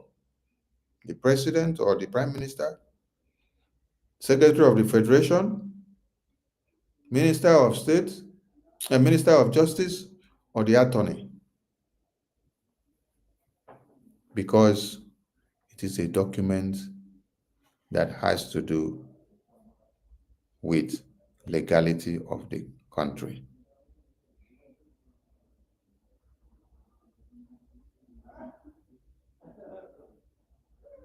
It's not about name, having the name. No, you are the one that signed this or do that. No, it's about posterity of the nation. You think that Donald Trump, as he was signing many acts into power when he just got inaugurated yesterday, if Donald Trump, if his hand was paining him now, and then he could not sign, you think that he will now give the book to the wife to sign, or give it to his own personal secretary to sign, or give it to his chief of staff to sign? No.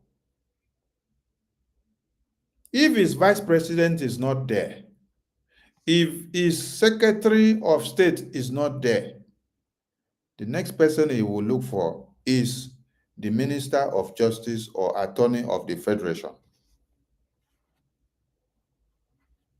So these four persons, the Minister of Justice, the Attorney of the Federation, the Secretary of State, and then the President or the Prime Minister, these four persons are the ones that have the right to pen their hands in those documents.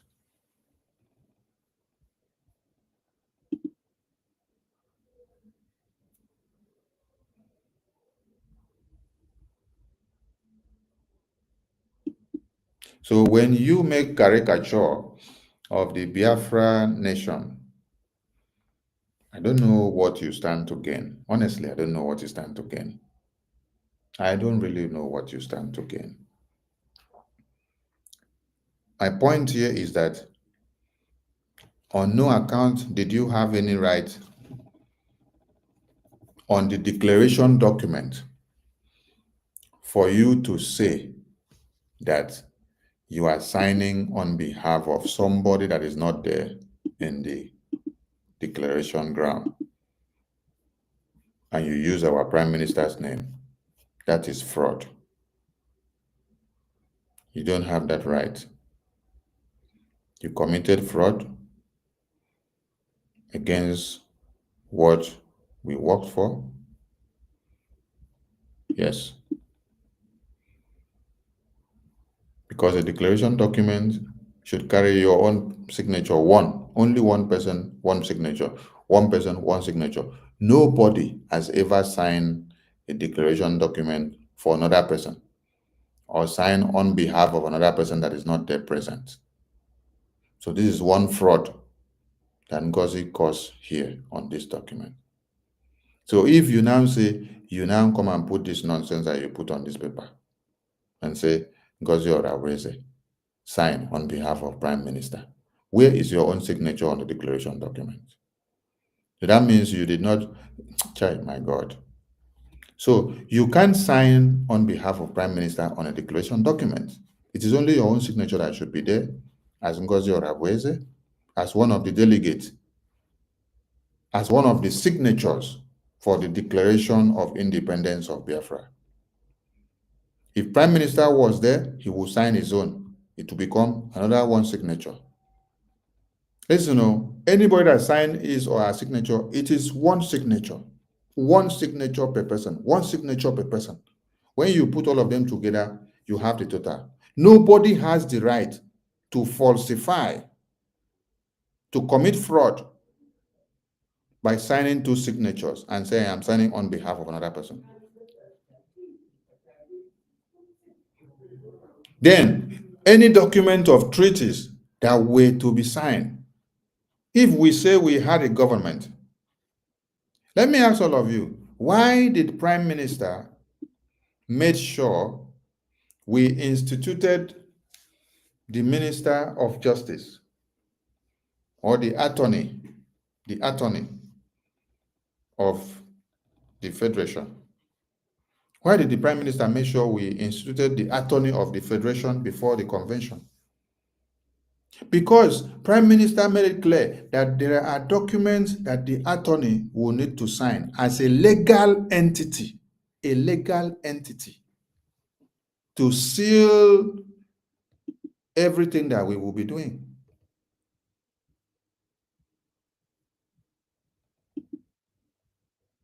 How many of you saw Attorney General with us like 6 months before the convention? No, you did not see her. The Prime Minister made sure our office came to be in the course of the convention. He communicated and said there is need to make sure we have the Attorney General of the Federation of the government, because this entity will represent and play a vital role in documents that we will sign on that day, or allegiances or treaties that we will come in with. So even if Prime Minister will sign one document, the attorney will also endorse that document as a legal entity, standing to see as a witness that this happened before a personnel of law in between the two nations that are signing the treaty or signing the document. And she or he, the attorney, will also endorse the document as witness of swearing in. But NGOZI used up power and wanted to be the one to carry name by destroying the reputations of the Biafran government. Okay. So signing this declaration document and calling it on behalf of Prime Minister, it is fraud. It is fraud. That does not happen in a declaration document of independence. Each person with his own signature. The person that is not there, his signature or his name does not have the right to be on the document, no matter the personality of the person. Nobody has the right to come and sign and say, I am signing on behalf of the president. No, this is the declaration document. This is the one of America. Such fraud, such mistake did not happen. But NGOZI made mess. So what I am explaining now, Prime Minister is aware of this ideology. So he may not even need to watch what I am exposing now. So when he now sits back and then sees all these things and understands all these things, and then he came back to send the message to say NGOZI should stop all the nonsense she's doing, and all Biafrans should fall back to BRGI structure, which is the bedrock of what we are doing. Some of you will now come out and start attacking Sonny. Some of you will now come and start fighting Sonny. What are you fighting Sonny for? When propaganda finish, you now go and dig out another one and bring and say you collected money from Nigerian government to destroy Biafra. You collected money, the money they paid it into Biafra account. So Nigerian government will now want to pay money to give me. They now paid into Biafra account. And I am fighting the same Nigeria. They will now come and pay me money. The same way you people use the same propaganda against Prime Minister and say he collected money from Nigerian government to kill a supreme leader. He collected money from Nigerian government to destroy Biafra because he's working for Tinubu. So what is different? Is there anything different? Nothing. It is the same fundraising and Biafra liberation in the homeland that are defending motherland and the lobbyists that Prime Minister was talking about, I am talking about here. Nothing different. So if you hate me and you call me names because of what I am saying, that means it is the same thing that you did to Prime Minister. All of you today that are angry and afraid to come and stand where Sonny is standing and where APM is standing today now is because you did not love what PM was doing, because I am doing the same thing that PM was doing. NGOZI is the one not doing what PM was doing. So you people now love the different strategy that NGOZI is doing, and you hated the strategy that Prime Minister was doing, which I am pressing on the same template. But when Prime Minister is here, all of you will be shouting, Obatobie, Obatosu, Obatobie, Obatosu, Mirinyamungo. Hey! People will call him all the name. Mwakoda. Hey! Ekberima. You call him all the names. But today he's not here. You cannot reason with your brains. Anyway, some of you are doing it intentionally because you never liked PM with your real mind when he was here. So what you don't do to someone when he is here, you will not come to do it when he is not here. And we are learning every day. So I salute all Biafran people. Thank you to all of you that have keyed into this program. That's lasted 3 hours, 38. If I remove the time that I played music and the time that I used to talk about that Momo guy for YouTube, maybe the thing will last for 3 hours. But it is worth listening because I took time to explain something step by step for you to understand. So those that will be cutting what I am saying today to turn it upside down, please, when you are cutting it, cut where I start explaining before you go and cut halfway and use the halfway just for your narrative to suit you. All of you that are here, you have heard me. Where I say it wrong, tomorrow when I come, I will correct it. Don't go and start putting propaganda and slander on somebody's name and say this person collected money from Nigeria to kill Prime Minister or to push Prime Minister into prison in Finland. I don't do saga. I don't have time for that kind of nonsense. If I don't have facts and evidence and figures against you, I will not bring it to the screen. What I have just done here now, did you see me say anything with mouth?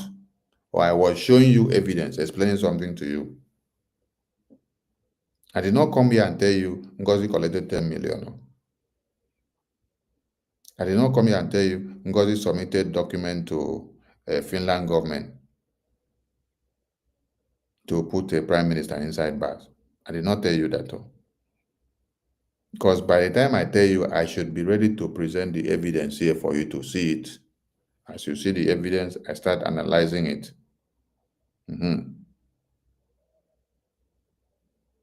So all of you that are going about picking news like Ugo empty brain, they went and screenshotted $5 million cryptocurrency transaction. They brought it. They said, this is the money that I have collected with Okechukwu. And we are sharing the money. I laugh.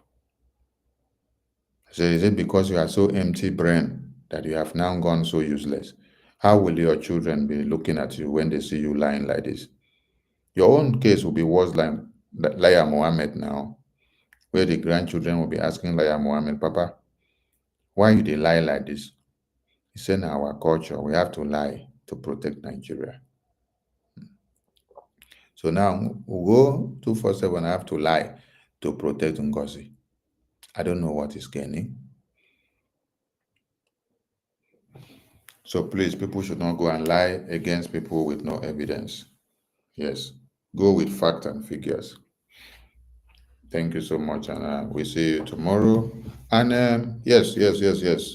We have a very big announcement to make. For those of you that may not have seen the flyer, yes, let me bring the flyer. Announcement tomorrow. I think it is emergency. Yeah, it's emergency. Yeah, is it? It's emergency.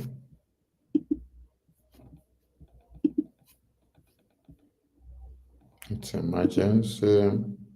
Okay.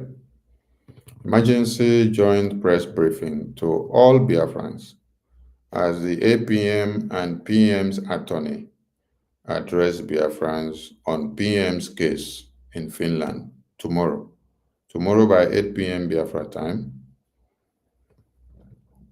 PM's attorney comes with updates to talk to Biafrans.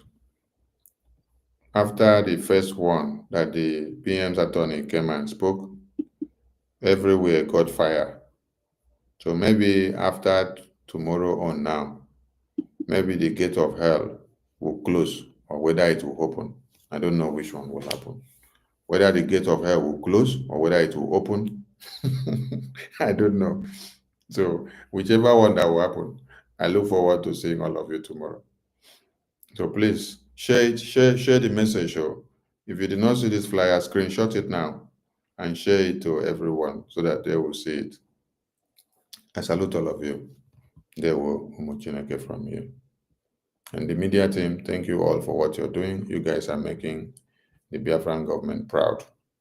Prime Minister is very, very proud of all of you, and he sends his greetings to all of you. So be strong, be resilient, and continue doing what you're doing.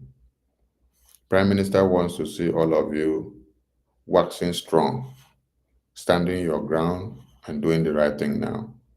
When it comes out, you will hear the praises that he will give to all of you.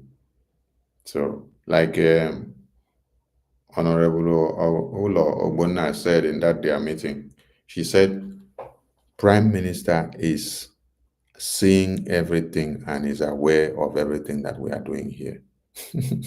So she was afraid. So I don't want the media team to be afraid, but instead to be convinced and determined that they are doing the right thing. Continue doing what you're doing, because you are holding down the gate which Prime Minister built, and no one is able to destroy it. Thank you all to all of